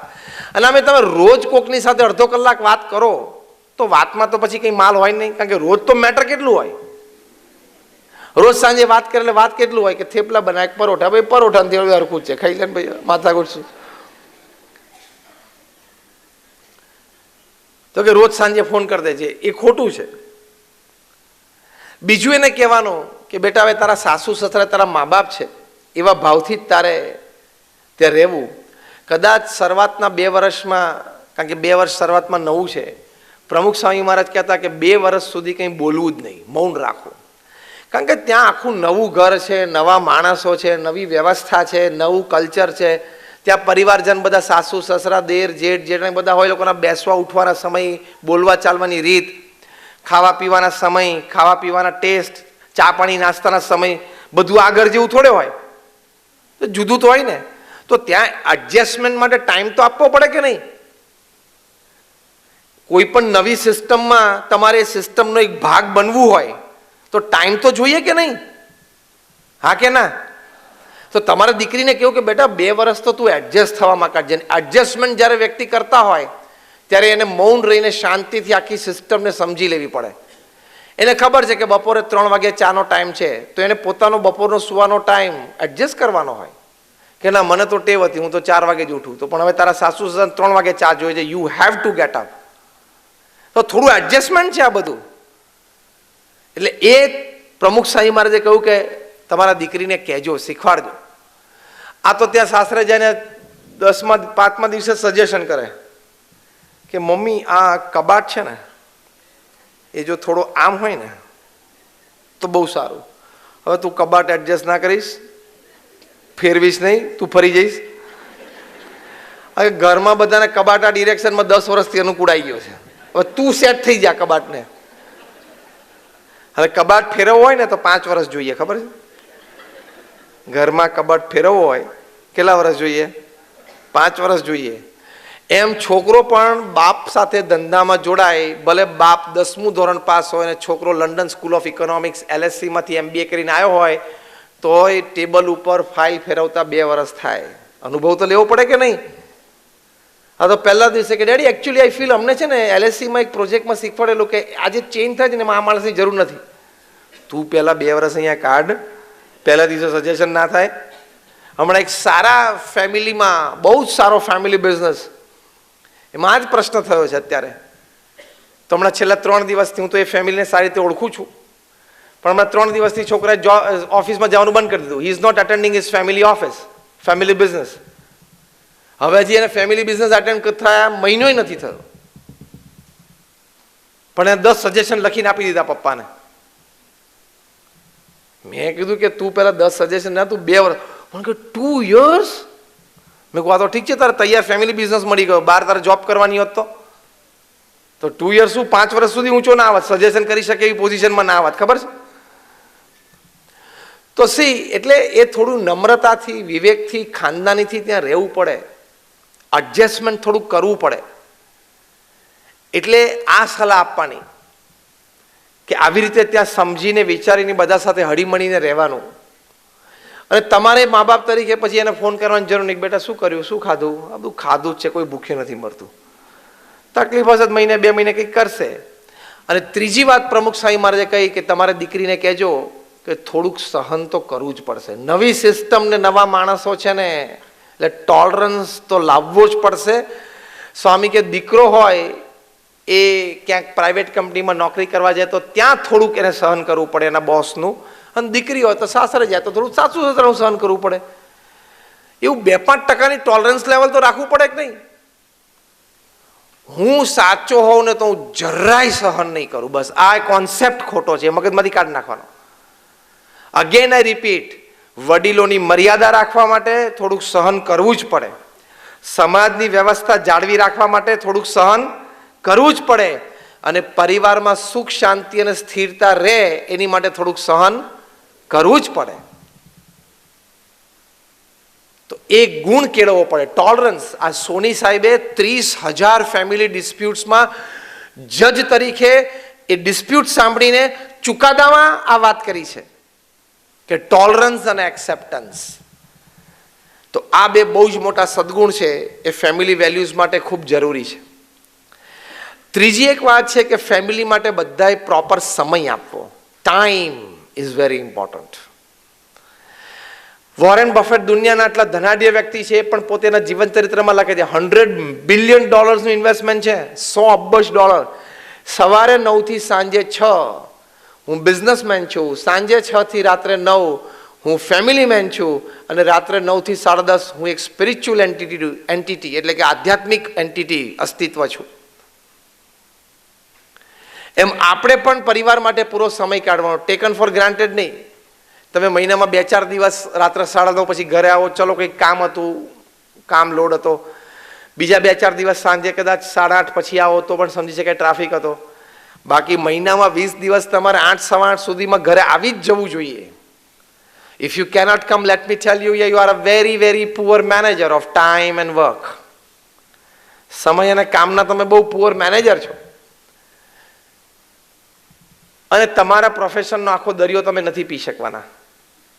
Can you drink the whole sea of your profession? Nobody can. તો પછી સાંજે 6 વાગે, 7 વાગે, 7:30 થાય, 8 વાગે એટલે પ્રેમથી ઓફિસમાંથી ઊભા થઈ જવાનું. આખા મુંબઈની બધી જવાબદારી ક્યાં આપણે રાખી નથી. આખા મુંબઈની બધી જવાબદારી કંઈ you don't owe the responsibility of the whole city of Mumbai in your business. બીજા બધા બિઝનેસની વાત નથી. કોઈ અહીંયા ડૉક્ટર બેઠા છે? હજુ આ ડૉક્ટર બેઠા છે. શેના ડૉક્ટર છો તમે? ગાયનેકોલોજીસ્ટ છો. હવે તમારે આખા મુંબઈના બધા ગાયનેકના કેસ તમારી પાસે આવી જાય તો ગાંડા થઈ જાવ ને, ના હેન્ડલ થાય. એટલે એક ટાઈમ બાર, એક ફિઝિકલ બાર, એક સેટિસ્ફેક્શન બાર કે ભાઈ આપણે આટલું કામ, આટલી કમાણી, આટલો સમય. You are not the work that you do. You are not the office that you sit in. You are not the bank account that you hold. આપણી લાઈફ કંઈક જુદી છે. સારામાં સારું કામ કરવું, 8 કલાક ખૂબ પુરુષાર્થ કરવો. અત્યારે તમારી સામે બોલું છું, આ મારા 6થા દિવસની 6ઠી ટોક 6ઠી સિટીમાં છે. એટલે પુરુષાર્થ તો બધા કરવાનો હોય, અમે કરીએ છીએ, પણ એક ટાઈમ બાર, એક ફિઝિકલ બાર, એક સેટિસ્ફેક્શન બાર તો તમારે મૂકવો પડે. એમ આઈ રાઈટ ઓર રોંગ? એ તો આખી જિંદગી એમને પૂરી થઈ જાય. Work work and work will kill you. You don't know when will you become 80, 90 and time to go. એટલે થોડું બેલેન્સ રાખો. એની માટે એક સરસ સિસ્ટમ હું શીખવાડું છું, 8+8+8 સિસ્ટમ. તમારી પાસે જીવનમાં એટલે કે દરેક દિવસમાં 24 કલાક છે. 24 કલાક તમારે 8+8+8 સિસ્ટમમાં રાખવાનું. પહેલા 8 કલાક તમારા વ્યવસાયમાં તમારો પ્રામાણિક નૈતિક પુરુષાર્થ. બીજા 8 કલાક સારી ઊંઘ અને આરામ. ત્રીજા 8 કલાક બહુ અગત્યના છે. જો તમને જીવતા આવડે તો તમે જીવન જીતી ગયા, અને જીવતા ના આવડે તો જીવન હારી ગયા. એમાં 3F, 3H અને 3S. 3F family, friends, faith. 3H health, hygiene, hobby. 3S soul, service and smile. આ 9 વિભાગમાં તમારા ત્રીજા 8 કલાક આખા દિવસ દરમિયાન વ્યતીત થવા જોઈએ. તો બેલેન્સ લાઈફ તમે જીવ્યા કહેવાય, એક તરફી દોડ્યા ના કહેવાય. Family, friends, faith, health, hygiene, hobby, soul, service, smile. આ 9 ડિપાર્ટમેન્ટમાં તમારા ત્રીજા 8 કલાક વીતવા જોઈએ. તો તમે એક બેલેન્સ લાઈફ જીવ્યા કહેવાઓ. અને તો પરિવાર માટે તમારે શાંતિથી સમય નીકળશે. એટલે આવી રીતે ટાઈમ તો તમારા ફેમિલી મેમ્બર્સને તમારે આપવો પડે. પ્રમુખ સ્વામી મહારાજ આટલી મોટી સંસ્થા BAPS, અમે 1200 સંતો બધા સાથે પ્રમુખ સ્વામી મહારાજના સેંકડો પર્સનલ પ્રસંગો બનેલા છે. એમની પાસે 24 કલાક હતા. he could give time to everybody. બધાને સમય આપી શકતા હતા. આપણે તો રઘવાયા ને મૂંઝાયેલા જેટલા ફરીએ, ટાઈમ જ નથી. કારણ કે આપણું પ્લાનિંગ બરોબર નથી, વિચાર બરોબર નથી. તમે જેને પૂછો ટાઈમ જ નથી. ડોનાલ્ડ ટ્રમ્પ પાસે 24 કલાક, પ્રધાનમંત્રી નરેન્દ્રભાઈ મોદી પાસે 24 કલાક, પ્રમુખ સ્વામી મહારાજ પાસે 24 કલાક, ને આપણી પાસે 24 કલાક. એ લોકો 24 કલાકમાં કેવું જીવે છે, અને આપણે જો ચિત્રે હાલ જેવા. પેલું તો 2 દિવસથી નાનું કામ પતે નહીં. બોલો, બોગસ જેવું કામ હોય, નાનું કામ હોય તો 2 દિવસ ખેંચાઈ જાય. ટાઈમ જ નથી મળતો. આખો દિવસ કરો શું? આટા ફેરાના આશીર્વાદ. પછી નાના મોટા પ્રશ્ન થાય કે ના થાય. What I mean to say is કે સમયનું થોડુંક પ્રોપર આયોજન કરવાનું. અને સમય પરિવાર સાથે ગાળવાનો. પ્રમુખ સ્વામી મહારાજ નાના બાળક સાથે પણ પ્રેમથી સમય કાઢી શકતા હતા. એકવાર વ્યક્તિગત મુલાકાતમાં એટલે બધા લોકો પ્રમુખ સ્વામી મહારાજને મળવા માટે વ્યક્તિગત મુલાકાતમાં લાઈનમાં એના પ્રશ્નો હોય કે સાંભળે, પ્રમુખ સ્વામી ઉત્તર આપે. 100 જણાની લાઈન હતી અહીંયા દાદર મંદિરે. એક નાનો બાળક નીલકંઠ અહીંયા ઘાટકો પર નહોતો, અત્યારે હોંગકોંગ છે, ઇઝ એન ઇન્વેસ્ટમેન્ટ બેન્કર, અત્યારે તે હોંગકોંગમાં છે. એ નીલકંઠ દોડીને પ્રમુખ સ્વામી મહારાજ પાસે આવે, નાનો હતો એ વખતે 5 વર્ષનો, I am talking of the 90s, અને કે સ્વામી તમે ગઈકાલે જમતા હતા ને ત્યારે હું સામે અહીંયા બેઠેલો અને જમ્યા પછી તમે તમારા દાંત બહાર કાઢી નાખ્યા, કારણ કે પ્રમુખ સ્વામી મહારાજના ડેન્ચર્સ હતા, ચોકઠા. તો કે સ્વામી મેં તો ઘરે જઈને બહુ ટ્રાય કરી, મારા તો નીકળ્યા જ નહીં. નાનો 5 વર્ષનો બાળક. સ્વામી કે તારે ફરી વખત ટ્રાય નહીં કરવાની. તો કે સ્વામી તમારા જેવા દાંત મારે પણ કેવી રીતે બહાર ક્યારે નીકળશે? તો સ્વામી કે તું મારા જેવડો થઈશ ને પછી નીકળશે, કારણ કે નાના બાળકને બીજું તો શું સમજાવવાનું. એ કે સ્વામી વન રિક્વેસ્ટ. સ્વામી કે શું? કે આ તમારા દાંત છે એકવાર બહાર કાઢીને મને બતાવો ને. વિધાઉટ અ સેકન્ડ્સ ડિલે, 1 સેકન્ડના પણ ડિલે વગર પ્રમુખ સ્વામી મહારાજે આટલી મોટી ક્યુ ઊભી હતી એમને મળવાવાળી, તરત દાંત બહાર કાઢીને બતાવ્યા. અને નાના બાળકને તો આશ્ચર્ય થાય ને કે દાંત બધા એકદમ હાથમાં આવી ગયા. એટલે પ્રમુખ સ્વામી મહારાજને કે આ કરો તો આ. એટલે પ્રમુખ સ્વામી મહારાજે આમ મોઢું પોળું કર્યું હતું, બાળક આમ નીચે એમ જોઈ રહ્યું, મોઢા મેં કે દાંત નહીં, બધા હાથમાં આમ જોયા કરે. હા, પછી નાના બાળકને તો આશ્ચર્ય ને કે આમ આટલા બધા દાંત. એટલે પ્રમુખ સ્વામી મહારાજને કે સ્વામી અડું અડું, આમ દાંતને અડું એમ. સ્વામી કે હા વાંધો નહીં અડ, એમ દાંત ઉપર આમ હાથ ફેર્યો. પછી કે હવે પહેરો ને હું જોઉં કેવી રીતે પહેરવાના. એટલે એમને અટેન્ડન્ટ સહિત ડેન્ચર્સ ને હાથને બધું ધોઈ આપ્યું. પછી પ્રમુખ સ્વામી મહારાજે પહેર્યા, એકદમ આશ્ચર્યમાં ખુશ થઈ ગયો. પછી કે હવે આ કરો તો. એટલે પછી પ્રમુખ સ્વામી મહારાજે આમ મોઢું કર્યું. પછી જો ખુશ થઈ ગયો બાળક. પાછળ જ બોમ્બેના બહુ જ મોટા સોલિસિટર હીરાલાલ સોઢા ઊભા હતા. હીરાલાલ સોઢાને અત્યંત આશ્ચર્ય થયું કે પ્રમુખ સ્વામી મહારાજ એક નાના બાળક માટે આટલો બધો સમય આપી શકે છે, એ પણ અમે બધા આટલા બધા લાઈનમાં ઊભા છીએ એને મળવા માટે એની વચ્ચે, અને નાના બાળકની આવી ઈચ્છા પૂરી કરી શકે છે. પ્રમુખ સ્વામી મહારાજના ખોળામાં એમને માથું મૂકી દીધું, પંચાંગ પ્રણામ કર્યા કે Swami you are a really great personality.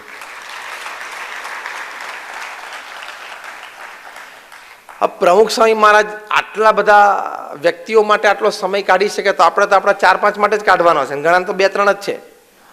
તો એટલો સમય આપણે ના નીકળે? Yes or no? You have not planned your day well, you have not planned your family time well. તમે તમારો ફેમિલી ટાઈમ અને તમારો દિવસ સારો પ્લાન કર્યો હોય તો ટાઈમ મળે જ, સમય મળે જ, ગોઠવણ થાય જ. વોરેન બફેટે કીધું કે સાંજે 6 વાગે એટલે હું પેન ટેબલ ઉપર મૂકીને ઊભો થઈ જાઉં અને મોબાઈલ ફોન શટ ઓફ કરી દઉં.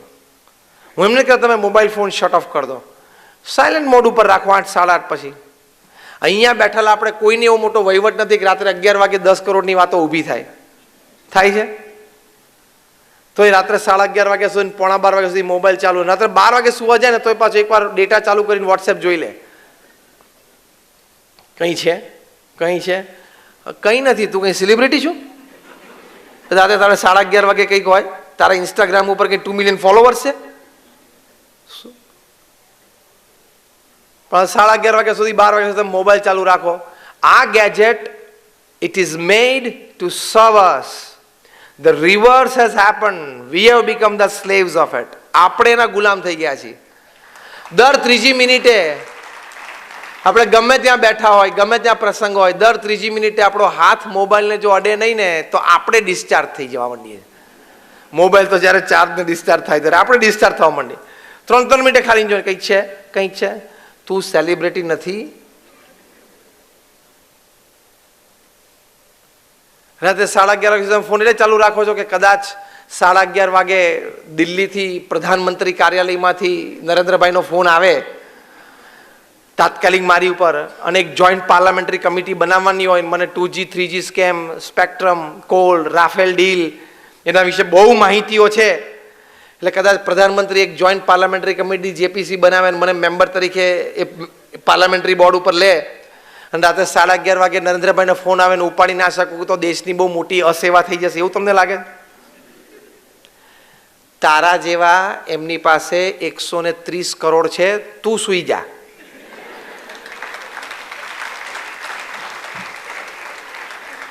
તારા જેવા દિલ્હીથી એમની પાસે 130 કરોડ છે, 130 કરોડ ઇન્ડિયન્સ છે whom he could call and connect. તું સુઈ જા, તું એટલી બધી ચિંતા ના કરે. તારે એ 11:30 વાગે જેપીસીની ચિંતા નથી કરવાની, રાફેલ ડીલની ચિંતા નથી કરવાની. તારે તારા છોકરાને મેથમાં 45 માંથી 35 ઉપર આવી ગયો છે ને, જે એટલી જ ચિંતા કરવાની છે કે રાફેલમાં 30,000 કરોડનું કૌભાંડ થયું. 30,000નું નથી થયું, તારા છોકરામાં જે 45 માંથી 18 ઉપર આવી ગયો છે મેથમાં, એ કૌભાંડ થયું છે. એ તું કંટ્રોલ કર, પહેલા એ સ્કેમ કંટ્રોલ કર. સી, એટલે we need to really understand our life. આપણે આપણું જીવન થોડુંક સમજવું પડે. આ બધી તમે માહિતી ન રાખો એવું નથી કહેતા. એઝ એન એક્ટિવ સિટીઝન, એક સારા નાગરિક તરીકે આપણા દેશની બધી કાર્યવાહી વિશે આપણને માહિતી હોવી જ જોઈએ. Even I keep it. બધાએ આપણે રાખવી જોઈએ, કારણ કે વી આર ઓલ એક્ટિવ સિટીઝન્સ. કોકની સાથે વાત થાય, કોકની સાથે ચર્ચા થાય, તો આપણે બધો ખ્યાલ હોય એની ના નથી કહેતો. તમે ન્યૂઝપેપર વાંચો, ટીવી ચેનલ જુઓ માહિતી માટે, ઇટ્સ ફાઇન, ઇટ્સ ઓકે, પણ સાથે આ બધી વસ્તુ પણ તો હોવી જોઈએ ને. એકેય જગ્યાએથી ફરિયાદ ના આવી જોઈએ. તમારા બધા રોલ તમારે બરોબર ભજવવાના. As a husband, as a wife, as a brother, as a sister, as a son, as a daughter, as a neighbour, as a relative, as a friend, બધા રોલ પરફેક્ટ ભજવવાના. એક પણ જગ્યાએથી ફરિયાદ ના આવી જોઈએ. અને બધા તમારી પર ખુશ રહેવા જોઈએ, તો જીવન જીવ્યા કહેવાય. ફેમિલી પણ એમ કહે કે ટાઈમ બહુ આપે છે, ટાઈમે ઘરે આવી જાય છે, બધા સાથે જમીએ છીએ. ફ્રેન્ડ પણ એમ બોલે કે જ્યારે મારી જરૂર હોય તો ફોન કોલ કરો, કલાકમાં હાજર થઈ ગયો. 2 વખત એવા પ્રસંગ બન્યા. બધી જગ્યાથી આપણા તરફથી યસ આવી જોઈએ. 70 વર્ષની ઉંમરે આપણા પ્રધાનમંત્રી શ્રી આટલું કામ કરી શકતા હોય તો આપણે તો બધા 35-40 વાળા જ બેઠા છીએ. થાય કે ના થાય? If you decide you can. Yes or no? If you decide you can. તમે નક્કી કરો તો બધું કરી શકે. એટલે સમય વેપારમાં પણ આપીએ, નોકરી ધંધા વેપાર આપણે જે કરતા હોય એમાં, આપણો પરિવાર છે, મિત્ર મંડળ છે, એમાંય આપીએ. આપણા કોઈ મોજ શોખ હોય એની માટે પણ આપીએ. આપણું સ્વાસ્થ્ય, હેલ્થ મેન્ટેન કરવાનું છે એની માટે પણ આપીએ. બધા માટે સમય નીકળે. ભગવાને બહુ સમજીને 24 કલાક ગોઠવ્યા છે. ઘણા મનમાં એમાં કહ્યું થોડુંક 26-26.5 જેવું ગોઠવ્યું હતું. દિવસમાં જે 24 કલાક ગોઠવાના છે, જો 24 ના બદલે 26-28 હોત ને તો મારે બહુ ટાઈમની જરૂર છે. તારા કરતા ઉપરવાળો વધારે બુદ્ધિશાળી છે, એને 24 ગોઠવ્યા છે, બરોબર છે. તું 26 ને 28 ની વાત ના કરીશ. એટલે સમય બધા માટે બહુ જ સારો ગોઠવાયેલો છે. If you can manage your time well, you can do everything with no complaints from any quarters. કોઈ પણ ક્ષેત્રમાંથી આપણા માટે ફરિયાદ ના આવે એવું ગોઠવી શકાય છે. એટલે સમય આપણે બરોબર આપવાનો. બીજી એક અગત્યની વાત છે જે પરિવારમાં વિખવાદનું કારણ બને છે, અને એથી આપણે બહુ જ ચેતતા રહેવું પડે તો આપણે family becomes a home of happiness. એ તમારું social media. Again, I am not against social media. એનાથી કનેક્ટિવિટી ખૂબ સારી છે. સંદેશાની આપ લે ફાસ્ટ થઈ શકે છે. કોઈને કંઈ જરૂરિયાત હોય તો ગ્રુપમાં મેસેજ મૂકે તો મદદ બહુ જલ્દી મળી શકે છે. આ બધા જ એના ખૂબ લાભ છે.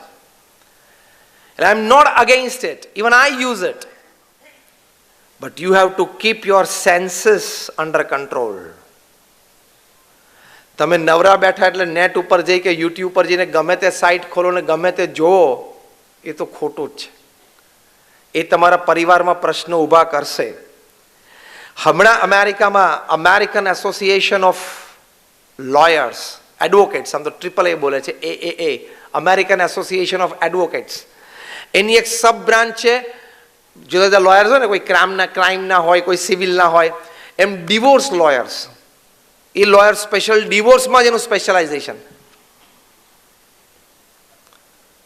એ બધા મિલિયનર છે. ખબર પડી? એ બધા મિલિયનર્સ છે. ડિવોર્સ લોયર્સ બધા મિલિયનર્સ છે. એમ સમજીને તાલી પાડી છે ને.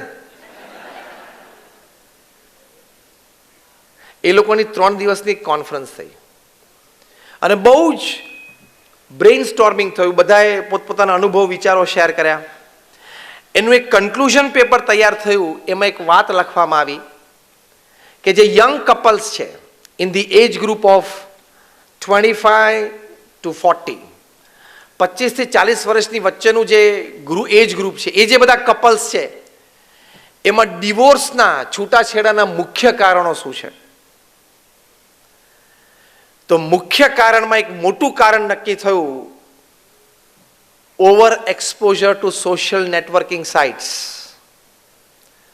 સોશિયલ નેટવર્કિંગ સાઇટ્સ તમે ઓપન કરો એટલે તમારે જાત જાતની વ્યક્તિઓ સાથે સંબંધો શરૂ થવાના.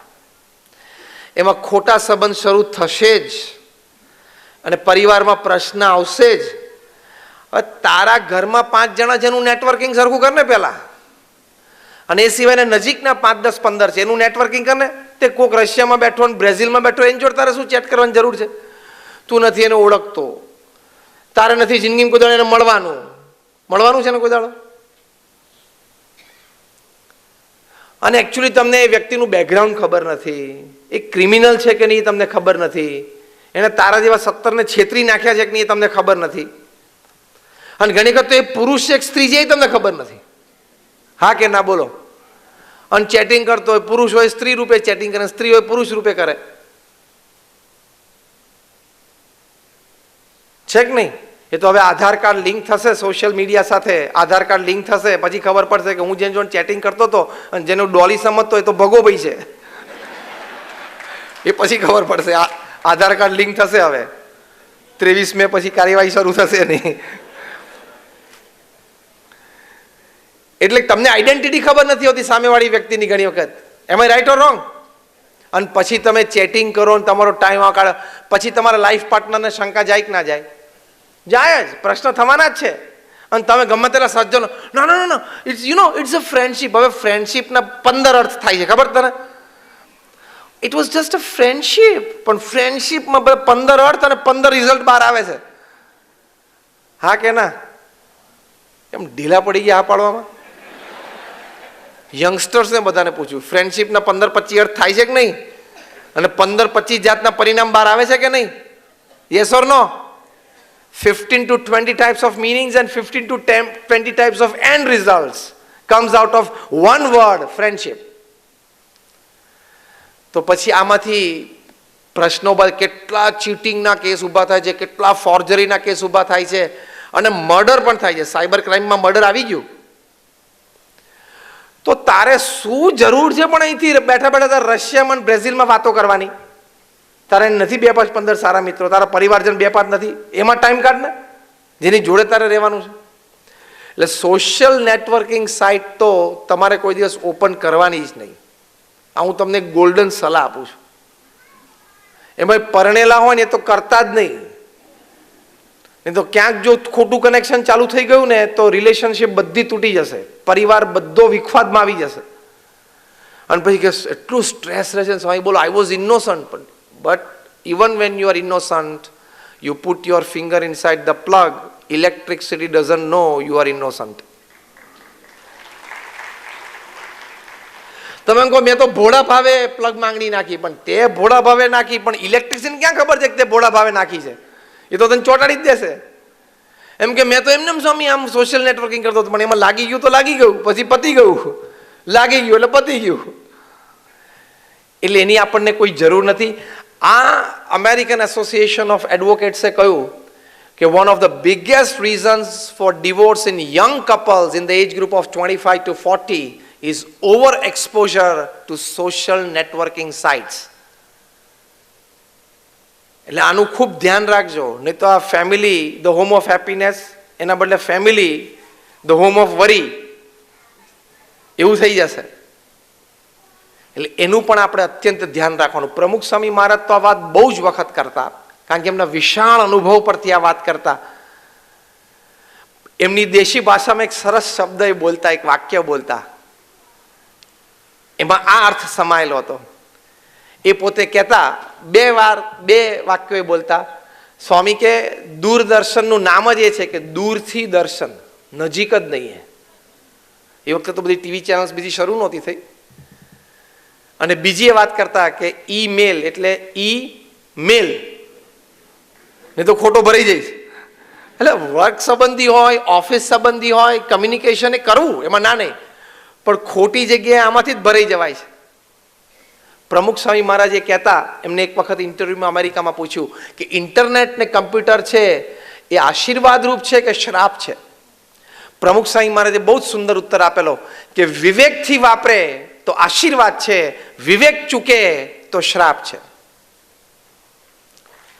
આ પ્રમુખ સ્વામી મહારાજે એમના વિશાળ અનુભવ અને શાણપણામાંથી આ વાત કરેલી કે આ બધી મોડર્ન ટેકનોલોજી અને ગેજેટ્સ એની વાપરવાની ના નથી, એ બધું આપણા ઉપયોગ માટે ખૂબ સારું છે, પણ જો વિવેક રાખીએ તો, વિવેક ચોકી જઈએ તો એ ભારે શસ્ત્ર છે.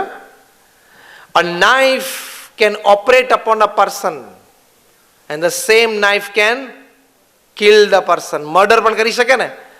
આ ડોક્ટર બેઠા છે એ પણ નાઇફનો ઉપયોગ રોજ કરે જ છે, પણ એ ચપ્પુનો ઉપયોગ ડોક્ટર કરે એમાં કોક માણસ બચી જાય અને કોક માણસને દર્દ હોય, કંઈક ઓપરેશન દર્દ હોય, ગાંઠ હોય તો સુખ થઈ જાય, એ દુઃખ એનું નીકળી જાય.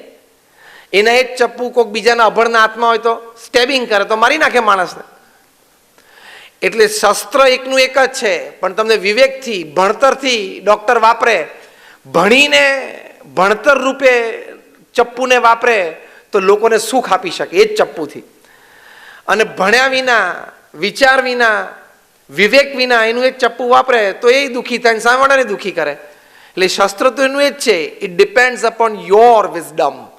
એમ કમ્પ્યુટર કે નેટ કે મોબાઈલ ફોન બધું સારું છે, ખૂબ ઉપયોગી છે, પણ જો વિવેક હોય તો એ તમે વિઝડમ ચૂકી જાઓ તો that can be it proves very dangerous. જબરજસ્ત ડેન્જરસ વસ્તુ છે. એટલે એ પણ આપણે પરિવારમાં, તમે રાત્રે શાંતિથી સાથે જમવા બેઠા હો,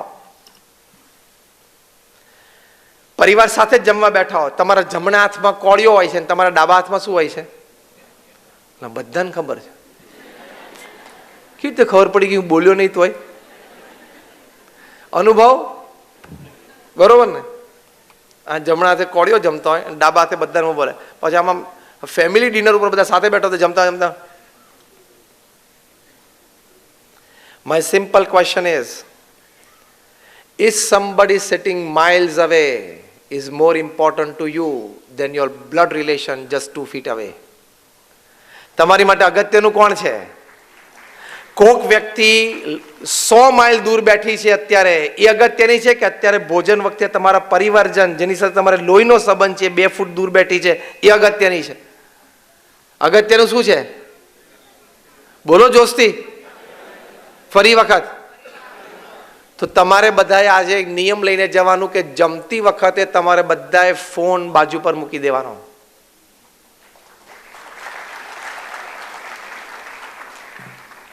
એ બાજુ પર મૂકશો ને ત્યાં સુધીમાં રતન ટાટા, મુકેશ અંબાણી અને નરેન્દ્રભાઈનો ફોન તમારી ઉપર નહીં આવે એની હું તમને બાંયધરી આપું છું. નહીં આવે, હા, ચિંતા ના કરતા. મુકેશભાઈનો નહીં આવે, રતનભાઈનો નહીં આવે, નરેન્દ્રભાઈનો નહીં આવે. કુમાર મંગલમ બિરલા આટલા મોટા બિરલા, આદિત્ય બિરલા ગ્રુપના ચેરમેન, 5 લાખ કરોડની વ્યક્તિ કહેવાય. Kumar Mangalam Birla, from salt two software they make everything. એમના અને એમના ધર્મપત્નીનો ઇન્ટરવ્યુ ટાઈમ્સ ઓફ ઇન્ડિયા લીધેલો. એમને પૂછ્યું કે તમે ટાઈમ કેવી રીતે મેનેજ કરો છો? સમય, પરિવાર સાથે, travelling time, office time, meeting time. Kumar Mangalam બિરલાના ધર્મપત્ની એમણે ઇન્ટરવ્યુમાં કીધું, હજી ટાઈમ્સ ઓફ ઇન્ડિયાનું એક કટિંગ છે મારી પાસે. કુમાર મંગલમ બિરલાના વાઈફે કહ્યું કે અમારા બિરલા હાઉસમાં એક રિવાજ છે કે રાત્રે 8 વાગે એટલે અમારે બધાએ અમારો મોબાઈલ ફોન અમારા માતૃશ્રીને જમા કરાવી દેવાનો, ઇન્ક્લુડિંગ કુમાર મંગલમ બિરલા. એટલે ઇન્ટરવ્યુઅર આપણામાંનો કોક હતો, 1.5. એટલે એણે પૂછ્યું, ખબર પડી 1.5 એટલે તો ઠીક. એટલે આપણા જેવો કોઈક 1.5 હતો એટલે પૂછ્યું કે sir then what do you do after that? As if life does not exist without a mobile. Mobile વગર એને લાઈફ જ નથી. સર પછી તમે શું કરો? કુમાર મંગલમ બિરલાએ કહ્યું, એમના વાઈફે કહ્યું કે 8 વાગે બધા ડિનર ટેબલ ઉપર આવી જવાનું. 8 થી 8:45 અમારો જમવાનો સમય છે. 8:45 થી 9:30 ત્યાં બેસીને અમે વાતો કરીએ, ફેમિલી હિસ્ટ્રી હોય, કોઈ ઇવેન્ટ આવતો હોય ફેમિલીમાં, કંઈક બીજી ચર્ચા હોય, કરંટ અફેર્સ હોય. 8 થી 9:30 બધા મોબાઈલથી દૂર રહે છે. કોની વાત કરું છું?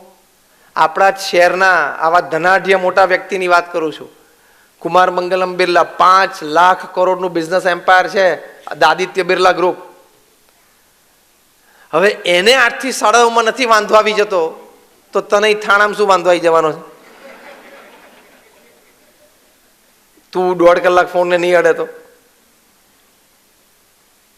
પણ આપણે એટલા બધાની જોડે અટેચ થઈ ગયા છે, એટલે આ નિયમ આવા મહા મોટા પરિવાર 9:30 વાગે બધાને મોબાઈલ એના માતૃશ્રી પાછો આપે. 5-10 મિનિટ માટે ઇમરજન્સી હોય, અર્જન્સી હોય, એવું કંઈક ચેક કરી લે. કામની વાત હોય તો મેસેજ કરી દે, tomorrow morning 10 AM at the office, call me then. 10:30 વાગે ઓફિસ છું ત્યારે મને વાત કરજો. ફિનિશ, મૂકી દેવાનો ફોન. ક્યાં આપણે આખો દરિયો પી જવો છે? તો તમે સરસ લાઈફ જીવી શકશો. અને આપણે તો સવારના પોરમાં ઉઠીએ ને પહેલું કામ મોબાઈલ ખોલે, ડેટા ચાલુ કરીને વોટ્સએપ ને બી ખુશ થાય. 60 ચેટ, 90 મેસેજ. એ 60માંથી 58 ચેટ તો ગુડ મોર્નિંગના ફૂલડા જ છે. બીજું કંઈ તું ક્યાં અગત્યનો એટલો વ્યક્તિ છું, સેલિબ્રિટી તાર સવારના પોરમાં? તું કે વિરાટ કોહલી શું તે સેન્ચુરી કરી હોય તને સવારના પોરમાં 50 મેસેજ કોંગ્રેચ્યુલેશન્સ, બીજા 50 મેસેજ જુદા જુદા ન્યૂઝપેપરમાં તારા ફોટોગ્રાફ છપાણા હોય એના હોય. તારે સવારના પોરમાં કશું નથી. અને એ બધાય ગુડ મોર્નિંગના ફૂલડા પાછા સવારના પોરમાં ફરતા ફરતા જ આવ્યા હોય છે. અને એમાંથી એકાદ ફૂલડું તમને ગમે એટલે તમે તમારા ગ્રુપમાં જવા દો. એ પાછું 3 દિવસે થાણાથી, મુંબઈથી, કલકત્તા, દિલ્હી થઈને પાછું થાણા આવી જાય છે. વોટ્સએપનો સિનોનિમ શબ્દ છે કચરો, કચરા પેટી. અહીંથી આવે એટલે અહીં ઠલવે, પેલાને ગમ્યું એટલે પેલો એના ગ્રુપમાં ઠલવે, ચાલ્યા જ કરે છે. એટલે વોટ્સએપનો સિનોનિમ શબ્દ શું છે? Garbage bag. અગેન, વિવેકથી વાપરતા ન આવડે તો, વિવેકથી વાપરો તો એના લાખ ફાયદા છે. અને વિવેક ચૂક્યા તો એ ગાર્બેજ બેગ જ છે. અને એમાં કોઈક બપોરિયામ નવરો બેઠો હોય તો એકાદું ફૂલડું ક્રોપ કરે ને, એકાદું પાંદડું કાઢે ને, એકાદું પેટલ ઉમેરે ને, સ્ટાઇલ આમ કરી નાખે ને, પીળું કરી નાખે ને, પાછું એવું પડે એટલે એ પાછું 5 દાડા ચાલે ગામ આખામાં. એમાં ને એમાં ટાઈમ આપણે. અને વોટ્સએપ પર જેટલી વિડીયો આવે ને બધી જ જોવાની. કારણ કે આપણે તો ટાઈમ તો આપણને પૃથ્વી પર ભગવાને બહુ આપી દીધો છે, નવરાશનો પાર નહીં. જેટલી વિડીયો આવે એટલે જોવાની. યુ આર અ ફૂલ. એટલો બધો કચરો મગજમાં નખાય. હું જ્યારે કોર્પોરેટ્સને વાત કરું છું, આ પ્રોફેશનલ્સને, ચાર્ટર્ડ એકાઉન્ટન્ટ્સ, ડોક્ટર્સ, એન્જિનિયર્સને વાત કરું, I tell them what is sugar to a diabetic patient is loads of information to human mind. Diabetes જેને હોય એને તમે આટલી બધી ખાંડ મોઢામાં મૂકીને ખવડાવી દો તેની શું હાલત થાય? એમ આટલી બધી ઇન્ફોર્મેશન, તમે અયોગ્ય ઇન્ફોર્મેશન, ન જોઈતી એવી માહિતી મગજમાં સવારથી નાખ નાખ કરો. અને બધી વાતમાં ચર્ચા. Virat Kohli outside the off stump ball જતો હતો, ત્યાં રમવા જવાય જ નહીં, આઉટ જ થઈ જાય ને. રમતા જ નથી આવડતું. લે, હવે તું ચોકથી, કોલસાથી કોકની દિવાલ ઉપર સ્ટમ્પ દોરીને રમીને મોટો થયો, તારે વિરાટ કોહલી પર કોમેન્ટ આપી છે? તારી હેસિયત છે? પણ બધે સલાહ આપવાની. કોકની જાન જોવે ને તો થોડીક વાર જોઈને કે 2 જણા જામતા નથી. લે, તારે પણ ક્યાં ઓપિનિયન આપવાનો છે? તારો ઓપિનિયન કોઈએ માંગ્યો પણ નથી અને તું એક્સપ્રેસ થાય છે ને તારી મૂર્ખામી છે. You are a full. Who asked you for this? કદાચ 2 જણાનું જામ્યું નહીં, છૂટું પડ્યું તો એકાદાની જવાબદારી તારી છે. મૂકને માથાકૂટ. અને 2 નક્કી કર્યું એમાં તને વચ્ચે રાખેલો. માથાકૂટ મૂકને સવારે. પણ આવી આપણી બોગસ માનસિકતા.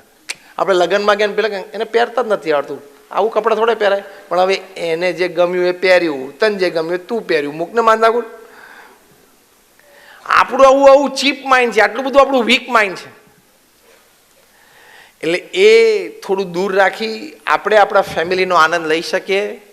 બહુ લાંબી ચિંતા કરવાની જરૂર નથી. કે એકચ્યુઅલી છે ને, પ્રેસિડન્ટ ટ્રમ્પ અને હિલેરી ક્લિન્ટન વચ્ચે ફિલાડેલ્ફિયામાં ઇસ્યુ હતો. તું ફિલાડેલ્ફિયા રહેવા દે, તું ટ્રમ્પ અને હિલેરી રહેવા દે, આપણું અહીંયા રાખ.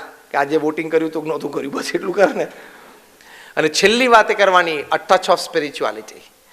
તમે પરિવારમાં સાથે આપણે કહેવત નાનપણથી ભણતા આવ્યા છીએ, a family that it's together, a family that plays together, a family that sits together, lives together. એ આપણે નાનપણથી એ બીજા ચોથા ધોરણમાં હતા ત્યારથી આપણે શીખતા આવ્યા છે. એમાં આવા તો મને અ ફેમિલી દેટ પ્રેઝ ટુગેધર. પ્રમુખ સ્વામી મહારાજના જન્મ શતાબ્દી મહોત્સવ નિમિત્તે એમના જીવનનો એક બહુ જ મોટો સંદેશ છે. એ પોતે કહેતા ઘર સભા નિત્ય કરવી, ઘર સભાથી વિશ્વ શાંતિ થશે. પોતે કહેતા ઘર સભા એટલે શું? અઠવાડિયામાં 2 વખત તમારે બધાય ફેમિલી મેમ્બરે સાથે બેસવું ફોર અ સ્પિરિચ્યુઅલ સેશન. આ હું સંત છું એટલે વાત નથી કરતો, I am also man of science. મેં પણ મારું એન્જિનિયરિંગ કર્યું છે, એટલે I am also a student of science અને અ સ્ટુડન્ટ ઓફ સ્પિરિચ્યુઅલ. એટલે મને બેય ખબર છે. તમને એક જ ખબર છે, મને બેય ખબર છે, બેય લાઈફ. 50,000થી વધારે સર્વેઝ અને એક્સપેરિમેન્ટ્સ થયા છે. નેશનલ ઇન્ટરનેશનલ કોન્ફરન્સીસ અને સેમિનાર્સમાં પ્રસ્તુત થયા છે કે જેમાં અધ્યાત્મથી વ્યક્તિગત જીવનમાં, પારિવારિક જીવનમાં, વ્યવસાયિક જીવનમાં કેટલા બધા લાભ છે, ફિઝિકલ, મેન્ટલ, ઇમોશનલ હેલ્થમાં કેટલા બધા લાભ છે. અઠવાડિયામાં 2 વખત તમારે બધા પરિવારજનોએ સાથે મળવું, 20-25 મિનિટનું એક સેશન કરવું. એમાં પ્રથમ 5 મિનિટ તમે જે પણ ભગવાનમાં માનતા હોય ભગવાનનું નામ સ્મરણ કરવું. હમણાં યુનિવર્સિટી ઓફ ફિલાડેલ્ફિયા અને યુનિવર્સિટી ઓફ પેન્સિલ્વેનિયામાં રિસર્ચ થઈ. સાયકોન્યુરો સોફ્ટવેર્સથી એબ્સોલ્યુટ સાયન્ટિફિક એક્સપેરિમેન્ટ, પૂર્ણ વૈજ્ઞાનિક પ્રયોગ.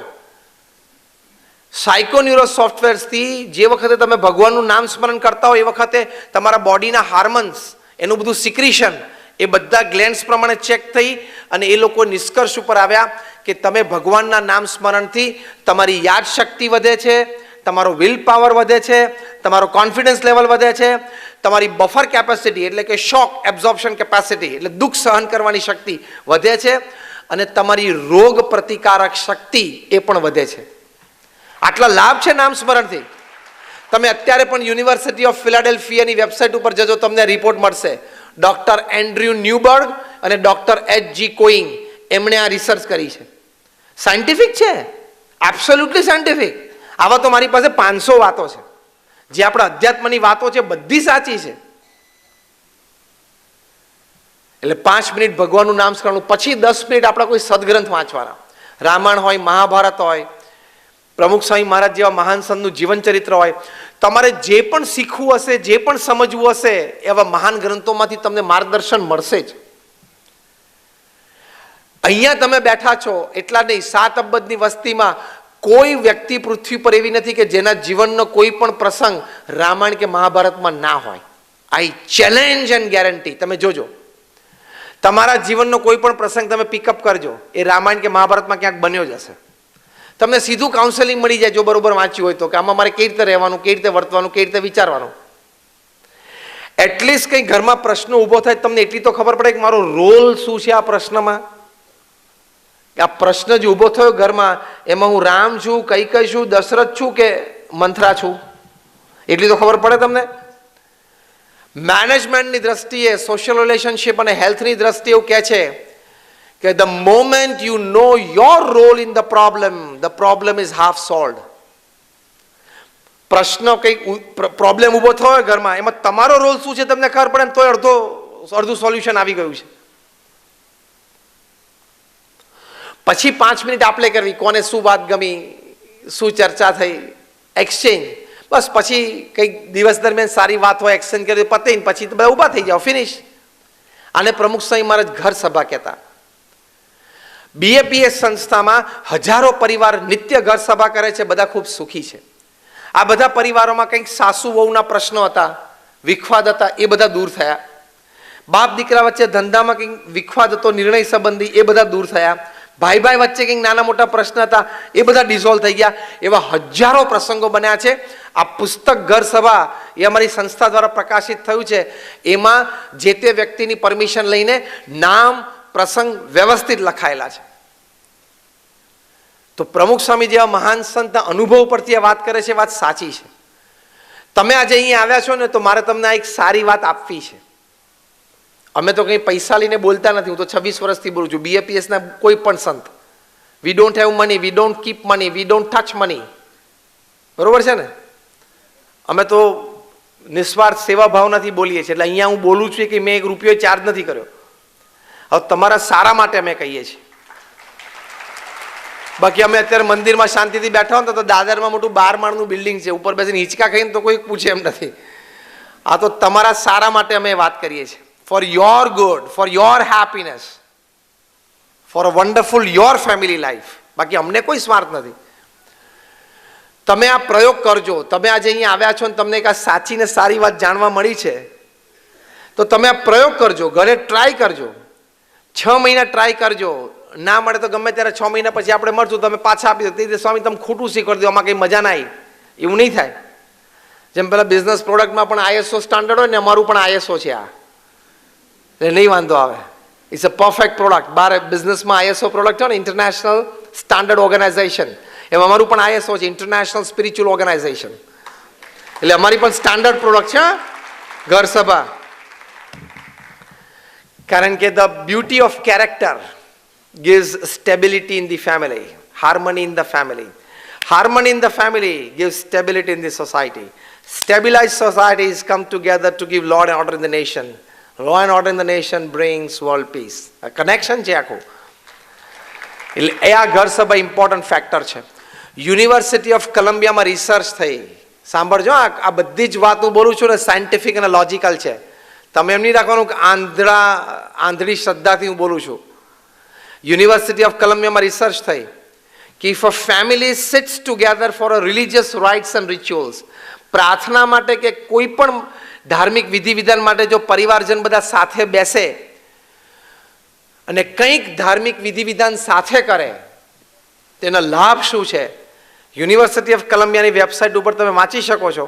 એમાં લખ્યું છે કે નિત્ય ધાર્મિક વિધિ વિધાન જે પણ સંપ્રદાય ધર્મમાં આપણે માનતા હોય, પણ સાથે બેસીને કંઈક થાય પરિવારજનો દ્વારા, તેના લાભમાં પહેલું લખ્યું કે પરિવારજનોને એકબીજા માટે ટોલરન્સ અને એક્સેપ્ટન્સની ભાવના વધે છે. આ હોમ ઓફ હેપીનેસ થયું કે નહીં? બીજું લખ્યું કે એ પરિવારના સંતાનોમાં એકેડેમિક રિઝલ્ટ સુધરે છે. તો આ પણ હોમ ઓફ હેપીનેસ થયું કે નહીં? ત્રીજું લખ્યું કે એવા પરિવારજનોનું સ્વાસ્થ્ય વધારે સારું રહે છે. તો આ પણ હોમ ઓફ હેપીનેસ થયું કે નહીં? આવા બધા 10, 15, 25 ફાયદા લખ્યા છે. માટે આટલું 1-2 પ્રયોગ તમે કરજો, લાભ ખૂબ થશે. તમારા લાભાર્થે વાત કરી છે. તો family the home of happiness, એટલે પરિવાર એ આપણા સુખનું સરનામું છે. ત્યાંથી આપણને મેક્સિમમ જોય મળે છે. દૂરથી વાંસ અને શેરડી બે સરખી લાગે, પણ વાંસને ચાવો તો દાંત તૂટે અને શેરડીને ચાવો તો રસ મળે. એમ બહાર ગમે તેટલું સુખ હોય, હોટલ કે રેસ્ટોરન્ટ કે ડિસ્કોથી કે ડિનર કે રેસ્ટોરન્ટ કે friends, fame, prosperity, money, office, project, એ બધામાં પણ સુખ રહ્યું છે. પણ એ બધા કરતાં 100 ગણું સુખ ફેમિલી લાઈફમાં રહેલું છે. એ આપ સૌ સારી રીતે માણી શકો એ ભગવાન સ્વામિનારાયણના ચરણોમાં પ્રાર્થના. Thank you very much. My prayers for all of you. જય સ્વામિનારાયણ.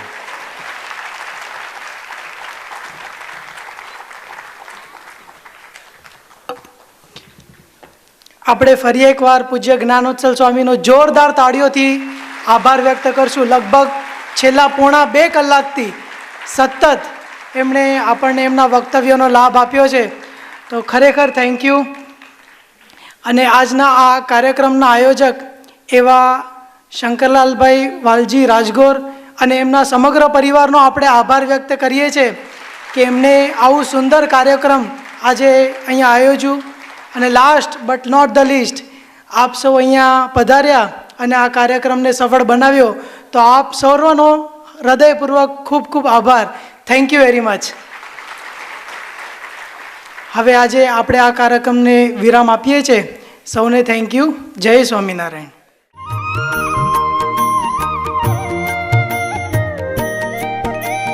સ્વામિનારાયણ નમો નમઃ. શ્રીજી મહારાજ નમો નમઃ. શ્રી પુરુષોત્તમ નમો નમઃ. સહજાનંદજી નમો નમઃ. સ્વામિનારાયણ